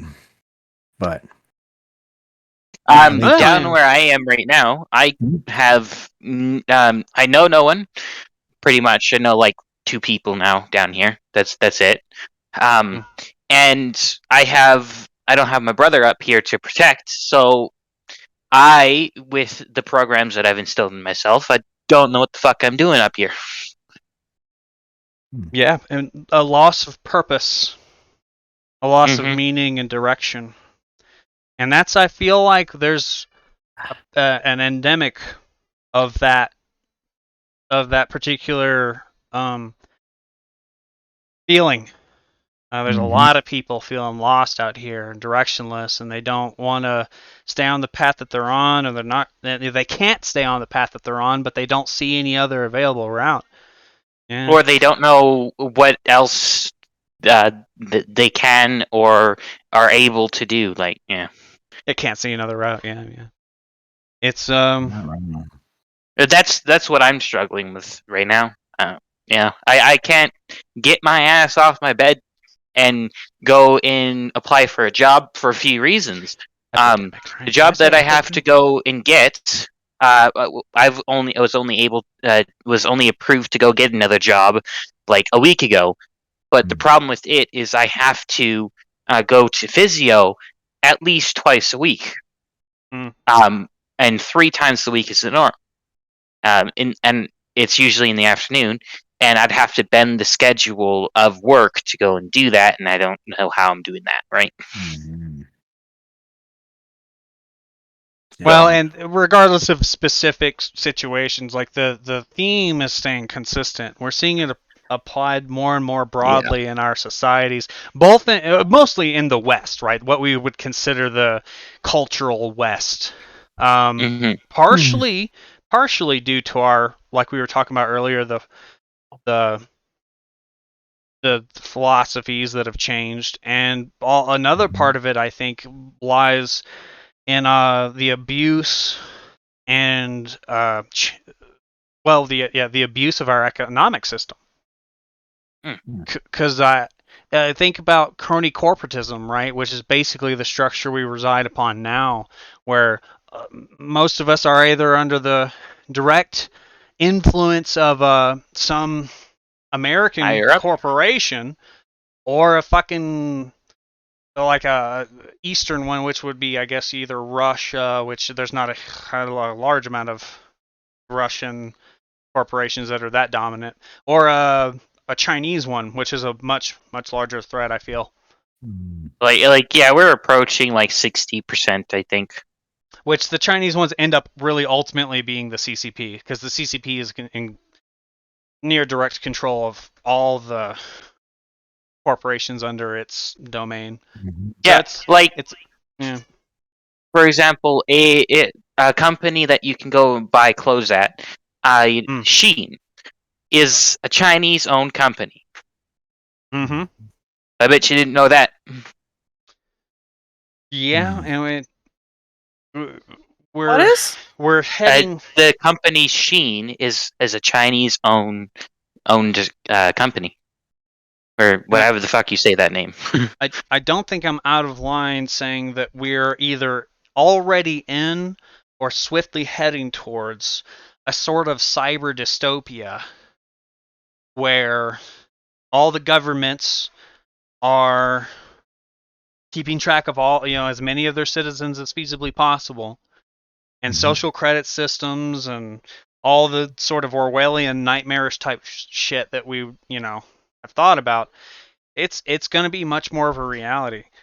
To what degree? Obviously, that's going to be different, but even depending on where you are.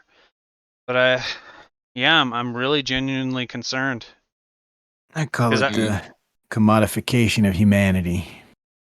but even that state of being cannot last forever, right? No, There it will can't. be So people changes. won't be allow. It won't allow it to. Well, right.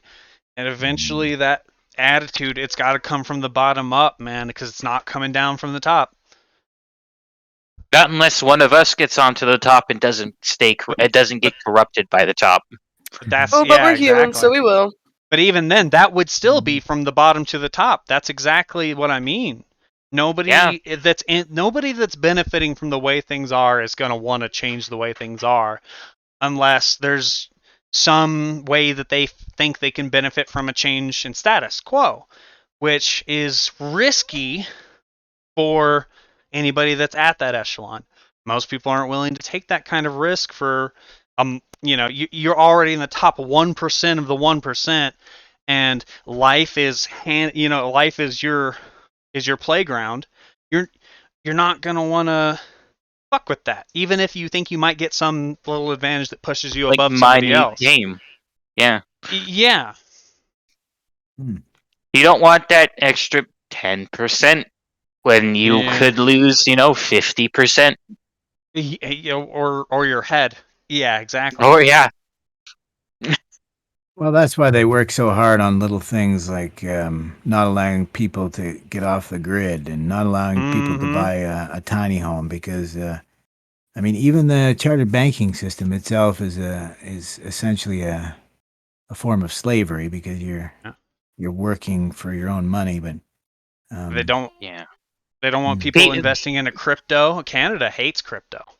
well, they don't want people to not be beholden to the government, as it were. And what's funny is this is why they stripped out two very famous words from Christianity. This idea of koinonia and kenosis. So this is your 360. You want to talk about religion? So Hey, here kenosis we is are. this idea. Yeah, kenosis is this idea of emptying oneself and filling oneself up with an aspect better than oneself. So in Christianity, it's the idea of emptying oneself of yourself, your aspect, and filling yourself up with the aspect of Christ, right? In Buddhism, it would be a bodhidharma, someone who's a great being of spiritual attainment. And that's part of another word, which was koinonia, which is the communion of man and God and other men, right? Because I think that threatens this hegemony that religions tend to have is, we own the avenues to God's good graces, right? You shouldn't be at home Catholic in communion. Church. Yeah, exactly. So Yeah. that's my take on it, right? We need yeah. more people like that who are out for good sake, you know? Yeah. So basically what you're saying is if I interpreted this right, they don't want people having the understanding that to commune with God, you need to be at the church Yes. and go through all of the proper processes through the Mhm. church. Yeah, Ralph When Waldo in Emerson was a yeah, Unitarian minister who was excommunicated for that exact reason because he said, why do I have to show up to a brick and mortar building to show my fealty to God when I see him even more present in nature? yeah. You stay in your house, you go out on a nature walk and you commune with God out there because he inherently is in every molecule in That's true. all of matter and not in Everything. just that building. Yeah, that's why I use the term providence. Providence, not Rhode Island, but providence, this idea that everything is powered by something greater than ourselves. It doesn't have to be a predestined God or something, but it's the fact that there's something that powers us all. You don't know what it is, you can know what it is. Yeah. Just have Well, some I mean, trust. you can understand the roots to a certain point, right? Right. We sustain ourselves from the energy of plants and animals. Well, of smaller animals generally, and the plants or the animals sustain themselves also from the plants, but the Mhm. plants sustain themselves from both the earth and the sun. Right. Yeah, wow. You know, I'm gonna. I know it hasn't been asked of me. I'm gonna divulge a little bit of my own. Um, I don't have any particular arguments for this being the way that things are. It's only the way that I've found myself operating after learning more about how I think things are, right? So does that make any sense to anybody? So anyway, the point is, Mhm. so Really if you does. imagine everything that's happening and all the probabilities that are occurring, I think each one of us as the way that we think of ourselves, the self, right?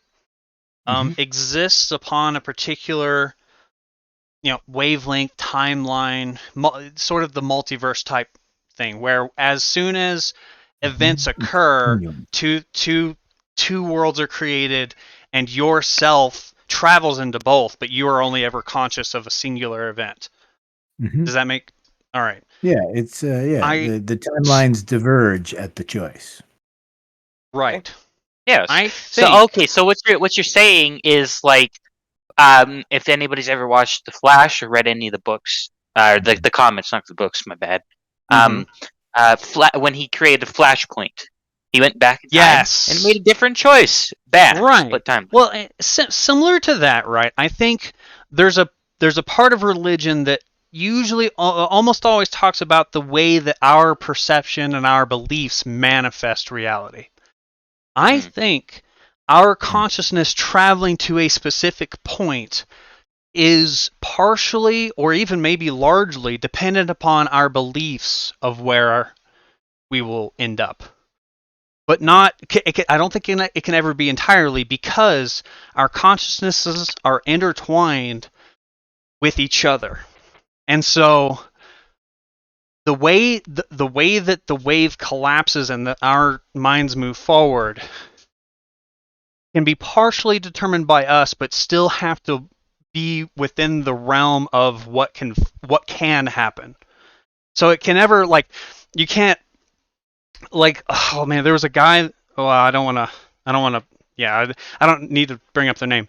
There was a person who came into this another server that we're in, and they started talking about these ideas that if enough people believe that this apple is an orange, then it just will become an orange, which I Mhm. disagree with. I don't think Isn't that's that like a Oh, because I think that falls outside of the bounds of what can happen, right? Mhm. And okay.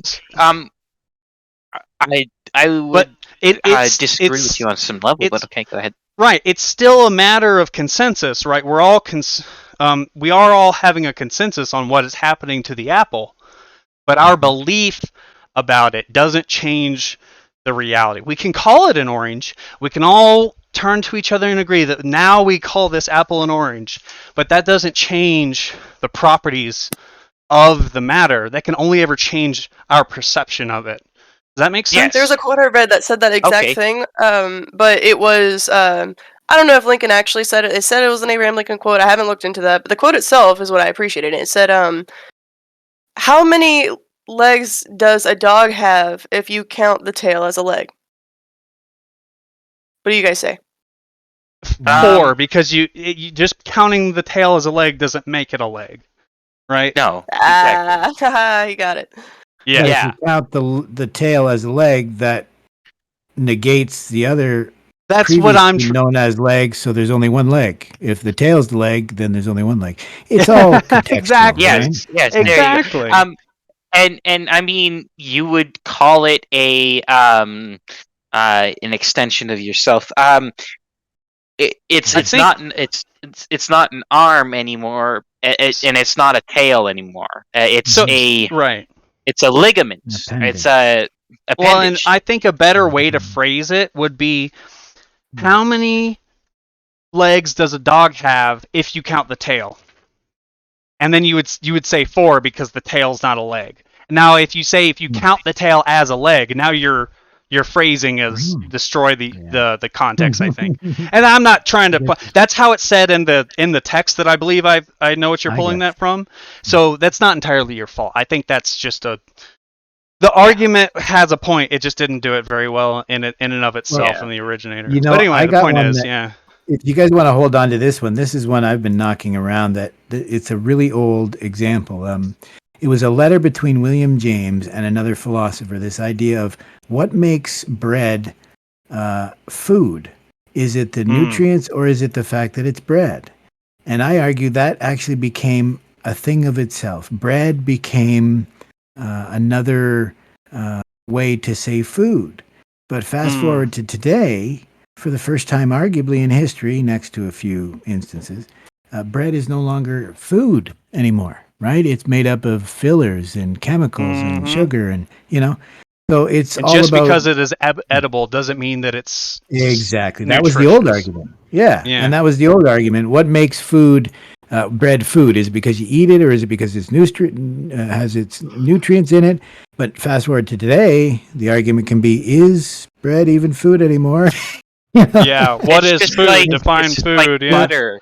What is or food? is Exactly. margarine even butter? Oh. Is that food? No, it is. It's literally I can't believe it's not butter. Hydrogenated vegetable oil. I mean, I can't believe it's an industrial lubricant you spread on bread. Yeah. Yeah, no, it's bread lube. I just picture. I agree. I just picture Peter Griffin eating the piece of bread with and Lois switching it out. $1 million idea. We're just gonna sell bread lube. Let's do it. We're gonna rebrand butter.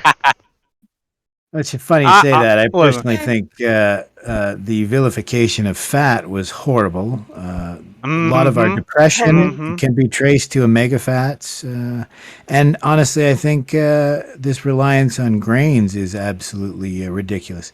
Because the greatest is hemp seed. No one talks about hemp seed. It's the perfect balance of carbohydrates, fat, and fiber, and the only plant in nature that produces both omega-3, 6, and 9. So it's nature's perfect food, but it's problematic, so we don't talk about it, right? Well, pretty much. The reason it's problematic is because it can be used in so many different contexts. Like there's textiles, there's It can supplant many industries, you mean, right? Hip seed. Yeah. Risky to a lot of hegemonies, yeah. Yes, I was about a to lot say, of people that can pay the people in office to put in these laws to say that this plant is illegal. Yeah, you're not wrong. Yeah, they did it in Japan. America made hemp illegal in Japan, even though hemp had been the foundation of their culture for centuries, millennia even. But because it's problematic, America said, nope, you're going to have to figure out something else other than hemp for everything, like their clothes, the little zafus, the cushions they laid on, were all made from hemp fabric because it was so good to use, yeah. Well, and it exactly, it threatened too many hegemonies. There was a lot of history around. I mean, that too, yeah, culturally, yeah. Yeah, because oh well, I mean, I just do what I can. Yeah. Well, there's a great movie that I recommended. One of my favorite movies. You all said favorite movies. One of my favorite movies that's become problematic for a really simple reason, because Alec Guinness played a Japanese gentleman, but it wasn't cultural appropriation. Alec Guinness played the character because it required a really good actor. It's called A Majority of One. It's a great movie, but it's also a great expression. Majority of One. But it was talking about this idea of this cultural divide and perceptions. It's not a movie anyone talks about anymore, but it is really, really, really lovely. If you ever get a chance to watch it, Majority of One, with Rosalind Russell and Alec Guinness. Also, I'm glad we had this this extra bit of talk, but I wasn't quite done with some of the points that I was trying to make earlier. Oh, go ahead. My apologies. Yeah, no, it's not even you. I got lost up in it too. And if I had a lot of fun talking about all this, I wanted to be able to finish that thought. I also had a few thoughts, but I totally forgot about them long ago. as I was bringing it around to the religion and how the idea of manifesting into certain probabilities. I think that's a lot of the connection that people make to magic, and Yes. and that's kind of been my neo understanding of how I perceive these types of events, and that kind of explains some of the more hidden aspects of the practice, and also why it can be practiced in so many different ways and still achieve similar results. Because at the core, they're all kind of trying to say the same thing. Your perception dictates your reality to a certain sense, and that's true. But notice that it's never the other way around. But that relationship, I think, needs, it philosophically needs to be more fleshed out, and we see it to some degree in some of these newer I don't know, do I call them Wiccan religions? I don't really know what to call them, like chaos type. Pagan. Yeah. Newer pagan, yeah. Yeah, these newer magics, and that's why I think a lot of them boil themselves down and revolve around rituals and things, because that helps solidify the mental picture that these people are trying to conjure. I hazard to think that if somebody gained enough knowledge or experience in this particular idea, hypothetically, they could start to be a sort of demigod, in the sense that they are starting to affect the probabilities that are usually more random in their perception of reality, wherever that may end up taking them. Because we're all diverging and converging simultaneously, consistently across all these dimensions. Anyway, yeah. What do you mean? Do you mean a personal god, or do you mean they can actually become someone who actually changes the... Yeah. Do you mean like I said, provable magic, or do you mean people misunderstood what magic was? Yeah. No, it's I think maybe we would have had an understanding at one point, but even if we have so it's kind of like the idea that alchemy is the precursor to chemistry. Right, where they thought maybe that these certain chemicals or these certain rituals would bring about certain effects, and in some instances they did get effects, maybe not always what they were expecting, but the point is, eventually, once that was refined and they were able to realize what was actually causing what, it kind of evolved into chemistry, right? And that's what I mean their by experiments led to real science. Right. So a chemist is a demigod compared to an alchemist because of understanding. And she's so fucking right. Yes. In fact, it's actually one thing that makes me an incredible heretic. Within the Sanskrit community, and particularly Buddhism, is a term called siddhi. S-I or shitty, it depends on how you pronounce it. I prefer saying siddhi because shitty sounds funny.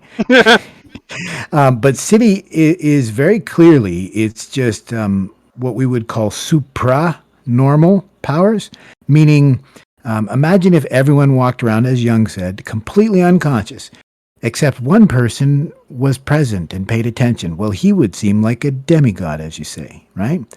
Siddhi are not magical powers. They're just supra-normal. They're meta. Powers. They're meta abilities. Yeah. Compared to others. It's not meta as in magical, but meta as in I can't believe you awareness. Can do that. Yeah. Well, it's like the concept of fourth wall breaking in comic books. That's a power. That's a superpower in the context of comic books, is to have fourth or meta awareness. In other words, the awareness that they're in a comic book, and that changes the rules of that other than what they would expect. So it's kind of and it kind of I feel like that might explain being outside of the system in the sense, right? Writing their own rules. Right? Exactly, and that might explain some of the mythicism that we get from these ancient figures, where they may have had more control over reality. And that would seem, fantastical to everybody else around them. Yeah, I mean, I mean, I, there's I there's a I don't modern want to day get thing that's like it. Yeah, go ahead. I'm writing and down. if I recall correctly, Jesus continually denies being supernatural or a god Mhm. Right. in his ministry. It was You're other so right. people that called him these things. You're so So right. I think from his perspective, he was just aware. And now how he became aware, how he was made aware, that remains to be seen. But I think, yeah, if you the religion holds truth to a degree, but we're looking, like you said, through a giant game of telephone where these messages have been muddled through all this time and distance from when the events originally occurred. There's no way that we can have an accurate picture of those times. It's just impossible, in my opinion. Hmm. You're Okay, so so I've right. got a small point to add in. Hmm. Um, so if chemists are demigods to alchemists, Mhm. and I would say like nurses would be because they apply what chemists have created, Mhm. would be their apostles, More and like doctors. angels, Yeah, yes. Um, and doctors would be a step above that, so archangels. archangels. Yeah, that's yeah. I mean, the metaphor starts breaking down a little bit, but I think, and I think you're maybe being a little too literal, but you get the point. Well, That yes, but our see, I'm um, merely trying to point out that when someone has such a deeper understanding than another, that the perception of and the gap between that knowledge can seem insurmountable to the person who's Dunning-Kruger. exactly. It Mhm. can, well, sort of Dunning. But anyway, the point is, like, Well, how do I put this? it is. If you wouldn't Yeah. mind, I can explain it from the Dunning-Kruger effect. Well then, Is yeah. Carry Yeah, on. well, Dunning-Kruger effect is often known in a meme sort of way. Dunning-Kruger has to do with the first stage of Dunning-Kruger is when people start to learn something, they think they're an expert. That's what we all see on the internet nowadays. But Mm-hmm. I'll jump to the end, and then I'll come back to what you were getting at. So the opposite end of the spectrum is an expert who, after they've put in all the hard work to become very, what would you call it, proficient. Informed. Yeah, Yes, and exactly. proficient. Yeah, perfect. Yeah, but they can become very arrogant because there's so few that are as good at what they're at. And I always point to Bruce Lee, who said, "No matter how good you are, always keep in mind that there could be someone better." But right in the exactly. middle, I think, is what you're talking about. Is the reason why there's these two spectrums on the Dunning Kruger is because it's easy to learn a little bit, right? But you get demoralized and discouraged when you actually continue to look at how much there is to learn. And how And much the you can same never know. exactly. And that's where the expert fails because he's put in so much Mm-hmm. work. He thinks, well, or he or she thinks, well, there's nobody else who could have put in this much work, or there's nobody else who understands it as well as I. So yeah, I would say, there's a lesson in there for all of us, right? Yeah. If you ask me, Yeah. um, Mhm. experts in their fields should come together and expand on their knowledge because they're the peak existences, or Mhm. demigods, if you will, to those Mhm. who don't have as much knowledge in that You're right. specific You're um, Well, right. so the but they metaphor should of the come together demigod, and propel it forward. I was just using it again because it's you just like that, I yeah. liked it. I liked it. The way that I was using that though is the perception of supreme command over the terms of reality is what I mean Mhm. by that. I gotcha. So like a chemist understanding what reactions that they can a hypothetical chemist who has perfect knowledge, whatever, would understand the way that they were operating far more than a hypothetical perfect alchemist would, because of the concepts being so similar, yet one dramatically more rigorous and cohesive and coherent. Mhm. anyway, yeah, the point, and that really all just comes back to the idea that to to to be able to understand how to collapse expectation So of so not I'll just just yourself use but also the people around you. I'm sorry. Through yeah. things like ritual and mindfulness and even Yes. uh, well, magic. It would appear if you got your way more often than not, it would appear to those around you like magic. Yep. Hmm. So then I'll just use the analogy the peak or pillars of the whatever community that they're Mhm. masters at. Mm-hmm. Then so they should just come together and build off of each other, because Good. um, it would propel things forward so much more than they could do on their own.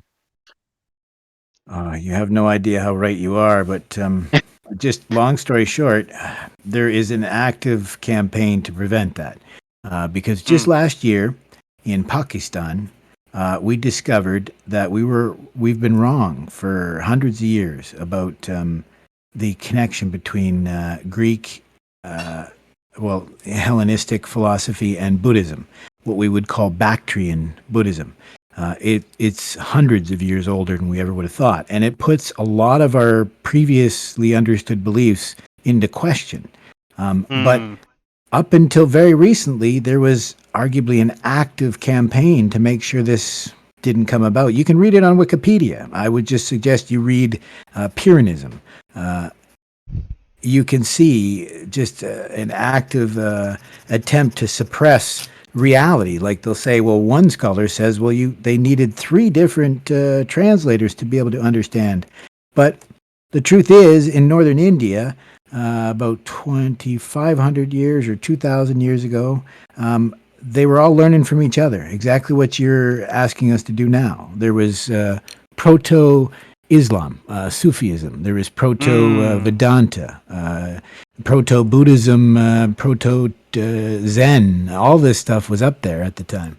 And I argue, when you asked about how Jesus got his start, if you look at the story, he went to someone called John the Baptist. And John the Baptist has every sign of someone who probably went to northern India and was taught by all these different thousands of different educational institutions at the time. So, long story short, we just have to get back to what we had figured out a couple thousand years ago. Am I right? Mm-hmm. No. What are you going to do? I believe it.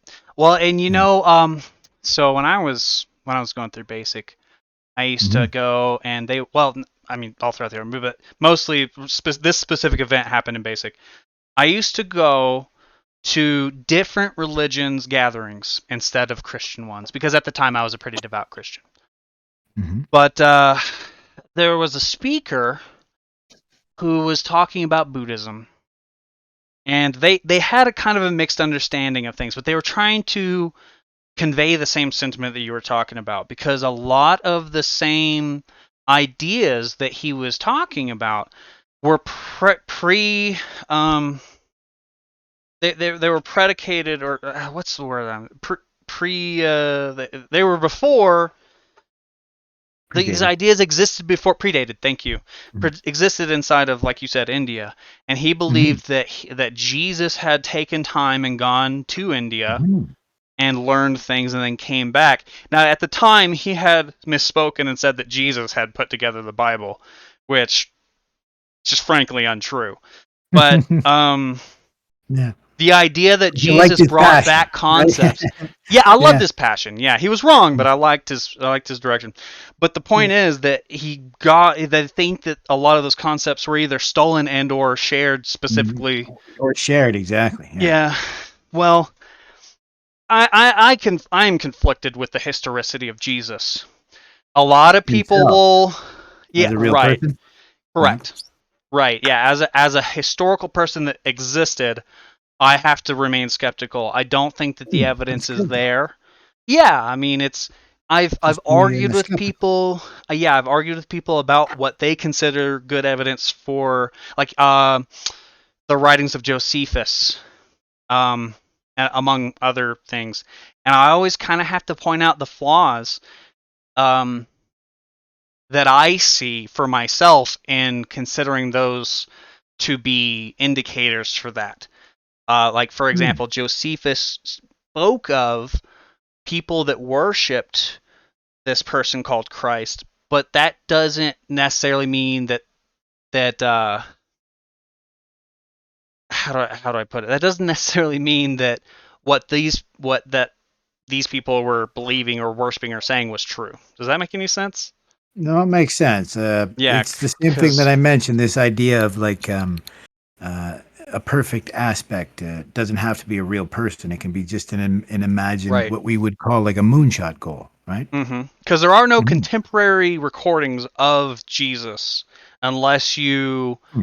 are very loose in your interpretations. I think the earliest known record is I want to say 26 years after. I might be misremembering. Mhm. But 26 years after the alleged events occurred. Now a lot can happen in 26 years.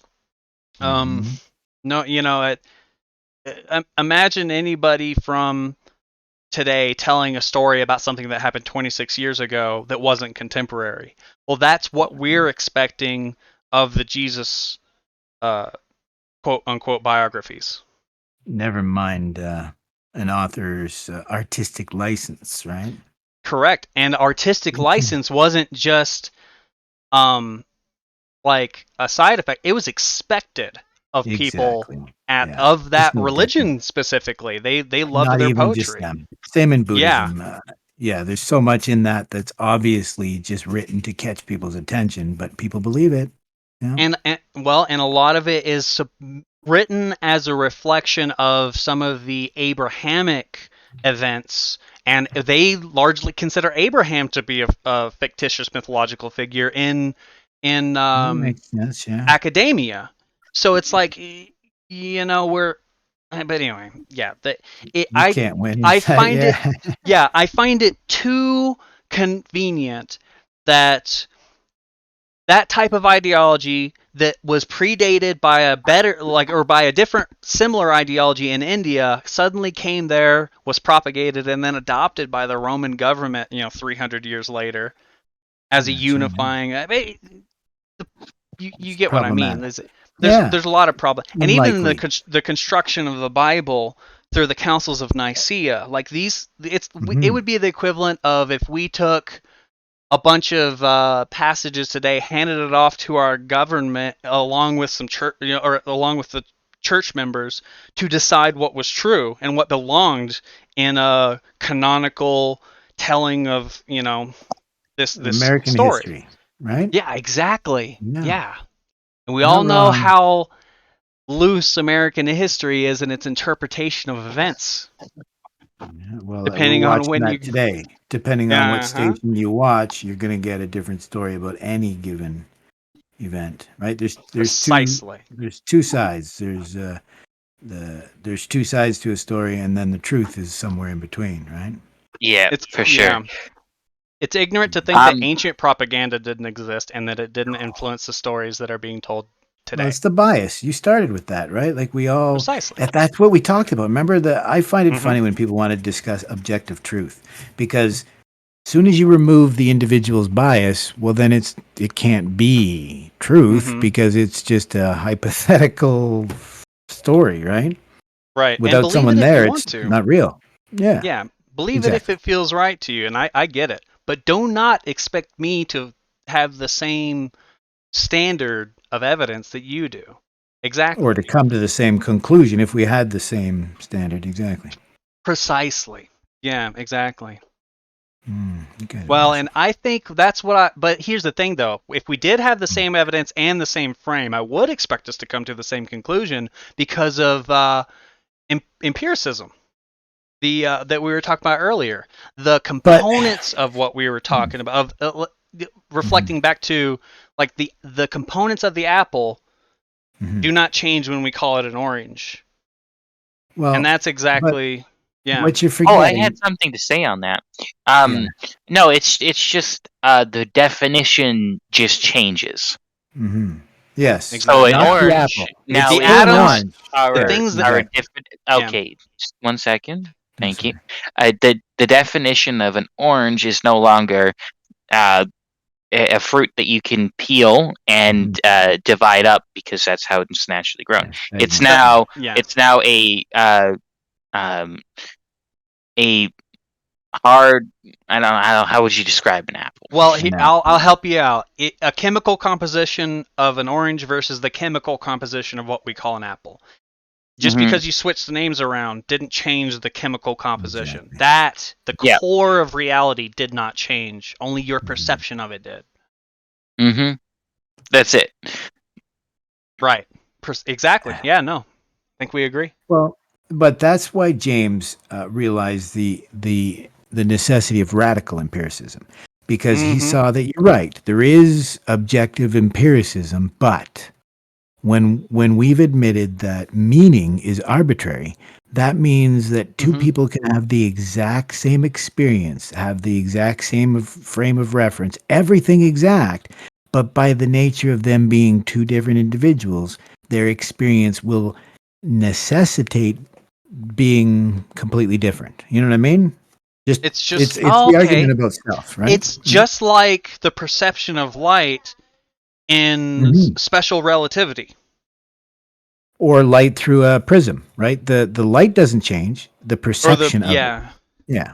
If you yeah, right? or the travel of the motion of objects. Yeah, in that context. Yeah, okay.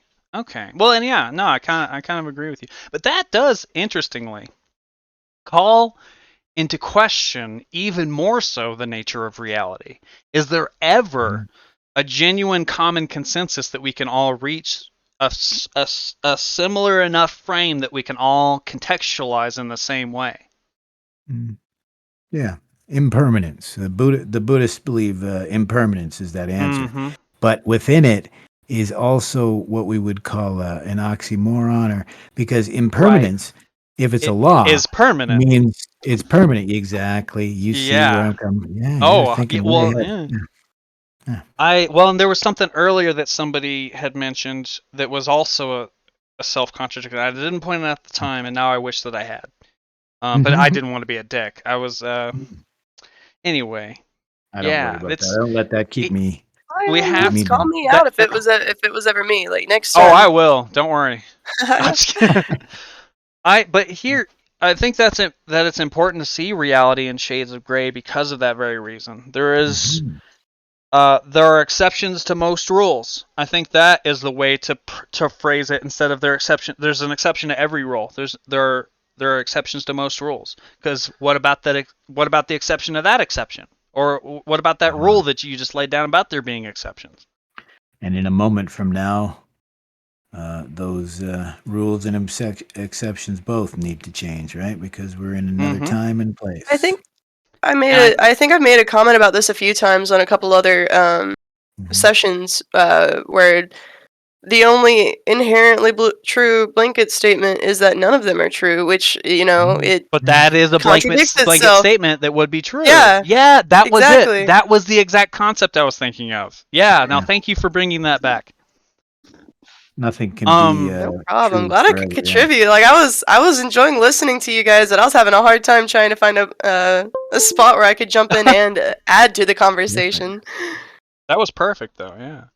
Awesome. Well, Yeah. and I think that draws the line back to that there has to be some amount of permanence alongside the fluidity. There has to be structure with the chaos. And they both must reside Hmm.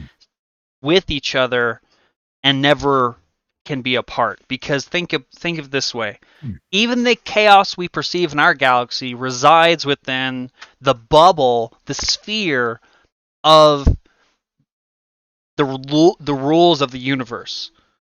Mhm. And where do the rules of the universe exist? Somewhere in the chaos. It's the same problem that we get when we keep looking deeper and deeper down into the fabric of reality. And once we've gotten past our ability to measure things with light, we have to get theoretical. It becomes, the solid becomes fuzzy and the fuzzy becomes solid. It just depends on what phase you're in your perception. So right. In Sanskrit, we call that pratitya samudpada, which translates as cause and effect. And plain and simple, we talked about it earlier. Jung warned us to not be like our archaic selves that required a cause to every effect and therefore applied, crazy metaphysical solutions to so many things. Gods, Yeah, but we just have to understand that because we're limited creatures, there are things that we will never be able to understand, both the cause or the effect. Am I right? Yeah, exactly. Yeah, and that's life.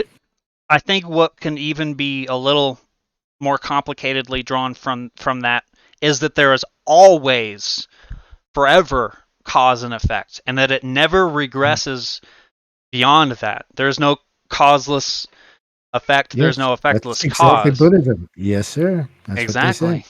Yeah. And even the very genesis of our universe, that there are some who think that black holes, right, the singularities, that these are all connected to the same thing with my God, sorry, my cat is harassing me.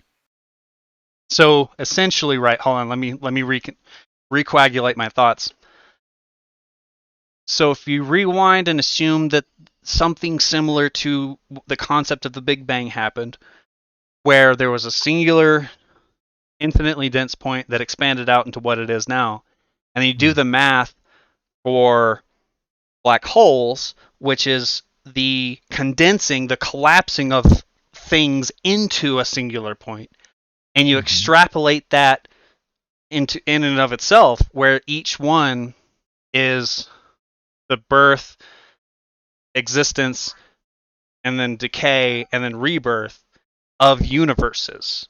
Even perhaps our same exact concept of our current one, with slight variables happening everywhere, and nowhere. And so, because there are obviously spaces in between, like we were talking about the difference between solid and fuzzy.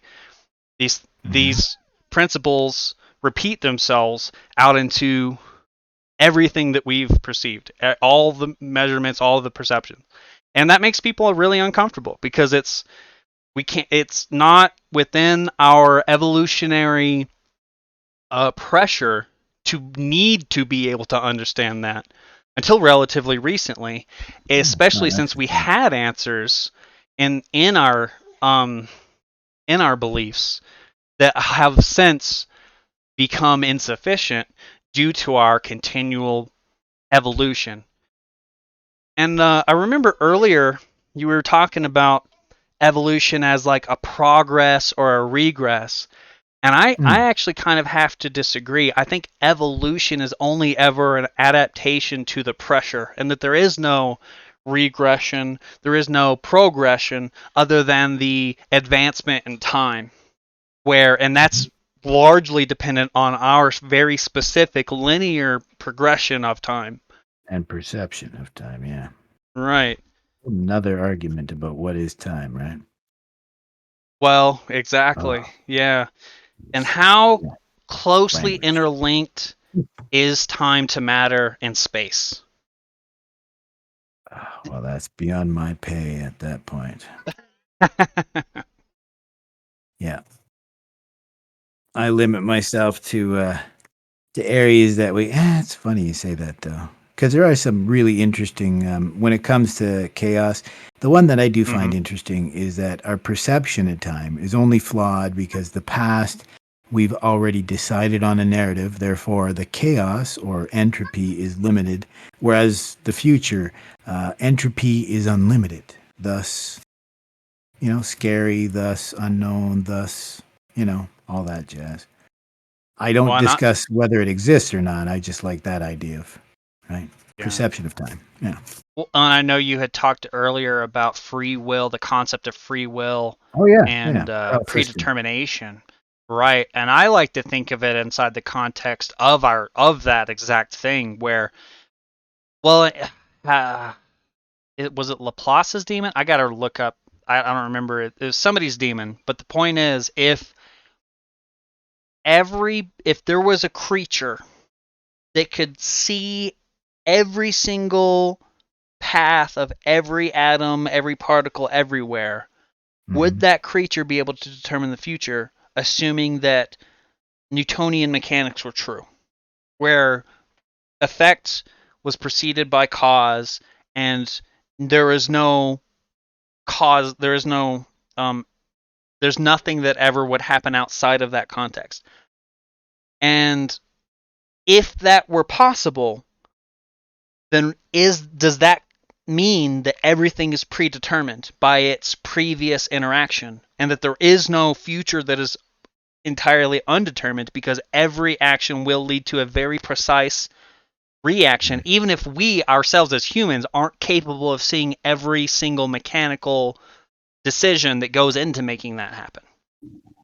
Or is there a certain amount of randomness, where what we were I would talking about with say- the wave collapsing of the Higgs boson or whatever into or the wave collapsing of the what was the scientist's name? The observer quandary, right? The observer effect, but also the cat in the box. Schrödinger. Thank you. Schrodinger's equation. Mm-hmm. Because that's the tetralemma and the Chattiscotti that I've mentioned before. The fact that potential, like people miss that. It's not about the cat. It's about what's called the super. Well, no, it's called the superposition. Right? Yeah. Yeah. This idea that it can be at once both alive and dead. That's the same idea as the wave. It can both be a wave or a. It's. And until you observe it, you have no idea. Well, it's the superposition, right? You are at once. The shitty person you are, but you also have within you the potential to be the good person. So you're both at once, right? I steal it from Apocalypse Now. It's from the Redux version, and the French lady says, "Don't you understand? You are both a lover and a soldier, right? Because the idea that you can't love and kill, so you have to be two aspects, right? Right. Because can't kill, and a killer both can't the gardener and the warrior. Yeah, at the same time. So for the potential to predict the future, I believe that is possible. But what you would have to do is be able to observe every single reaction within the entirety of the universe, and then see every possible outcome of every single one of those interactions. Well, here's my question then. You would still you would be able to see all possible futures, but you wouldn't actually know which one was going to manifest until it already happened. So then, if you were able to see and perceive all of that, if that knowledge caused you to interact differently with the reality, would that change the prediction? And no, because you would see your interactions as well. You're seeing. So everything. It is predetermination. So it's all predetermined, and your perception and then reaction to it is already predicted and outlined in the possible futures that are going to occur. Yes, as one of them. Yes, as one of them, not guaranteed.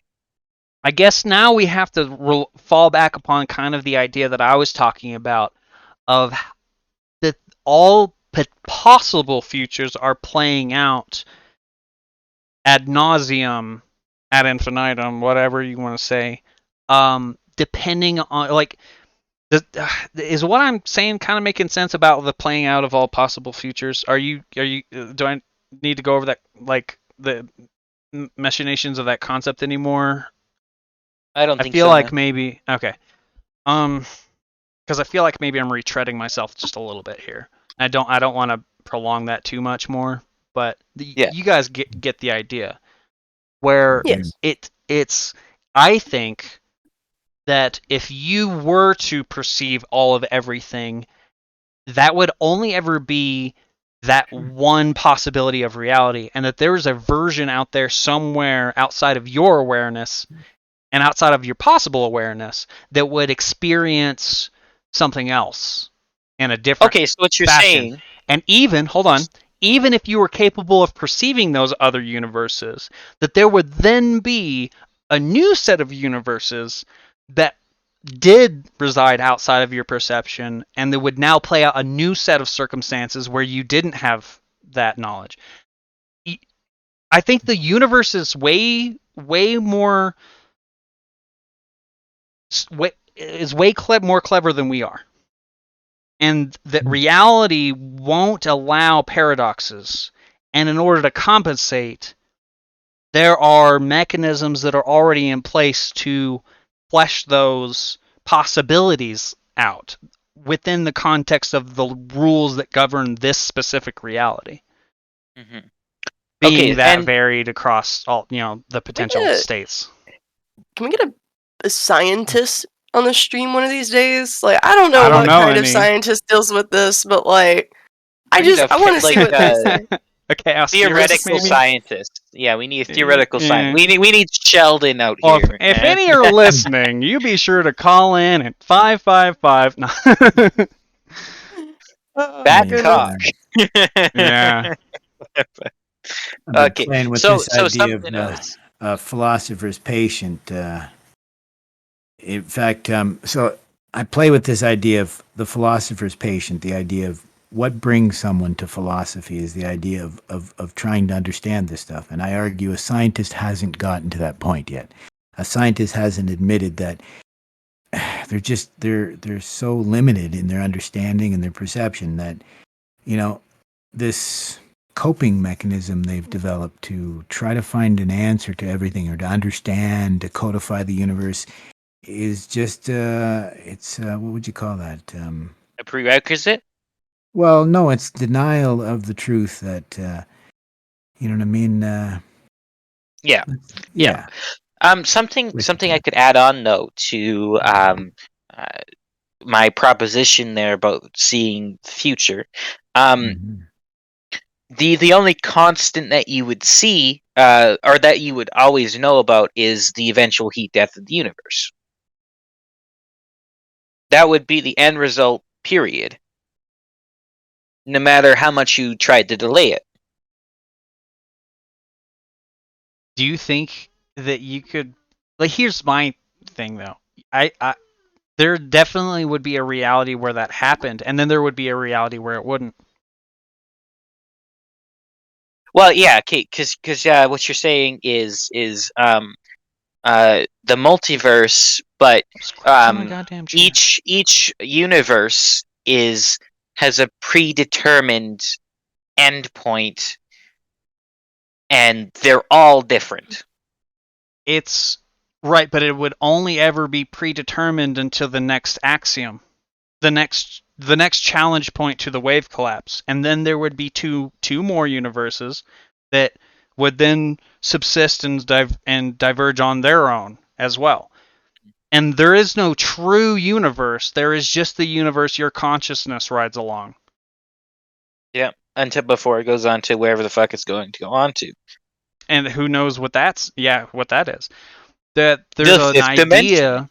I like the concept. I know you were talking a little bit about yours earlier. I like the concept that all of us are this entity that we call God. And that's really a bad term, but I'm going to use it anyway. And that all these experiences, all this time, all this suffering, everything, the point of it is to mature and create a new singular being. And that all of us now are that being interacting with itself over all these instances in order to, like I said, adapt and mature and learn. And that's why a lot of societies end up developing this concept of the afterlife and God and things like that. I think it might be possibly related. I don't know. Actually, I've heard similar theories where Mm-hmm. uh, you actually hold within yourself a universe of your own. Also, it's kind of like the other way around, where we're all hosting our own universes, and then that will play out in the end. Yeah. Okay. Yeah, it's like the That's inverse. one I thing see. I've heard. Yeah. Yeah. I don't know exactly how that works, but essentially you've created the universe within yourself, and your experiences out here shape that in there.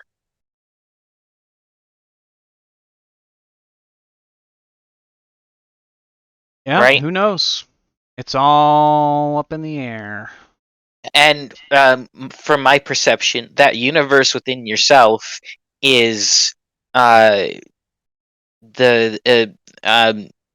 so your brain allows you to think and shit, right? But you need Yeah. your soul to do it. So some people say. Well, what is a But soul? that's up for a lot of debate. Exactly. Exactly. Mm-hmm. It's a tough question, and it also depends on from what perspective. Yeah. We'll have to leave that for another day, though, because We will. Yeah, we're about reaching the end of our particular podcast this time. Yeah. that's my Yeah, bed we're plan. we're, Not we're to coming mention. down to that point that we usually do. But I'm actually Absolutely. quite surprised we're nearing that 3 hour mark. Hey, Wow. you know, it took us a while, but we got back in the swing. Yeah. Oh, nice. Well, that's Now to good. To hear. maintain. Yeah, to maintain. That's pretty much what it is. But I really liked how the three of us, other than Detone, actually kind of rotated on who was speaking for an extended period of time. Other than me, okay, little Well, fire yes, shit. because you were speaking like 90% of the time, whereas we got All right. the rest Well, of I us don't got think like this Wait needs a to be minute. discussed. I'm That's gonna go not ahead and just. exactly true. It's all right. I'm gonna have to mute him for just a minute while we close out this podcast. But thank you so much for joining in today, and I hope that everyone appreciated it. But we'll be back. Should be same time same time next week. It all ill health pending, ill weather. But Yeah. yeah. So other than that, I've been to Tone. I've been Little Fire. As always, it's been Warp Kitten. Oh. And And together Al. we've been Anthropic Topic. See you next time.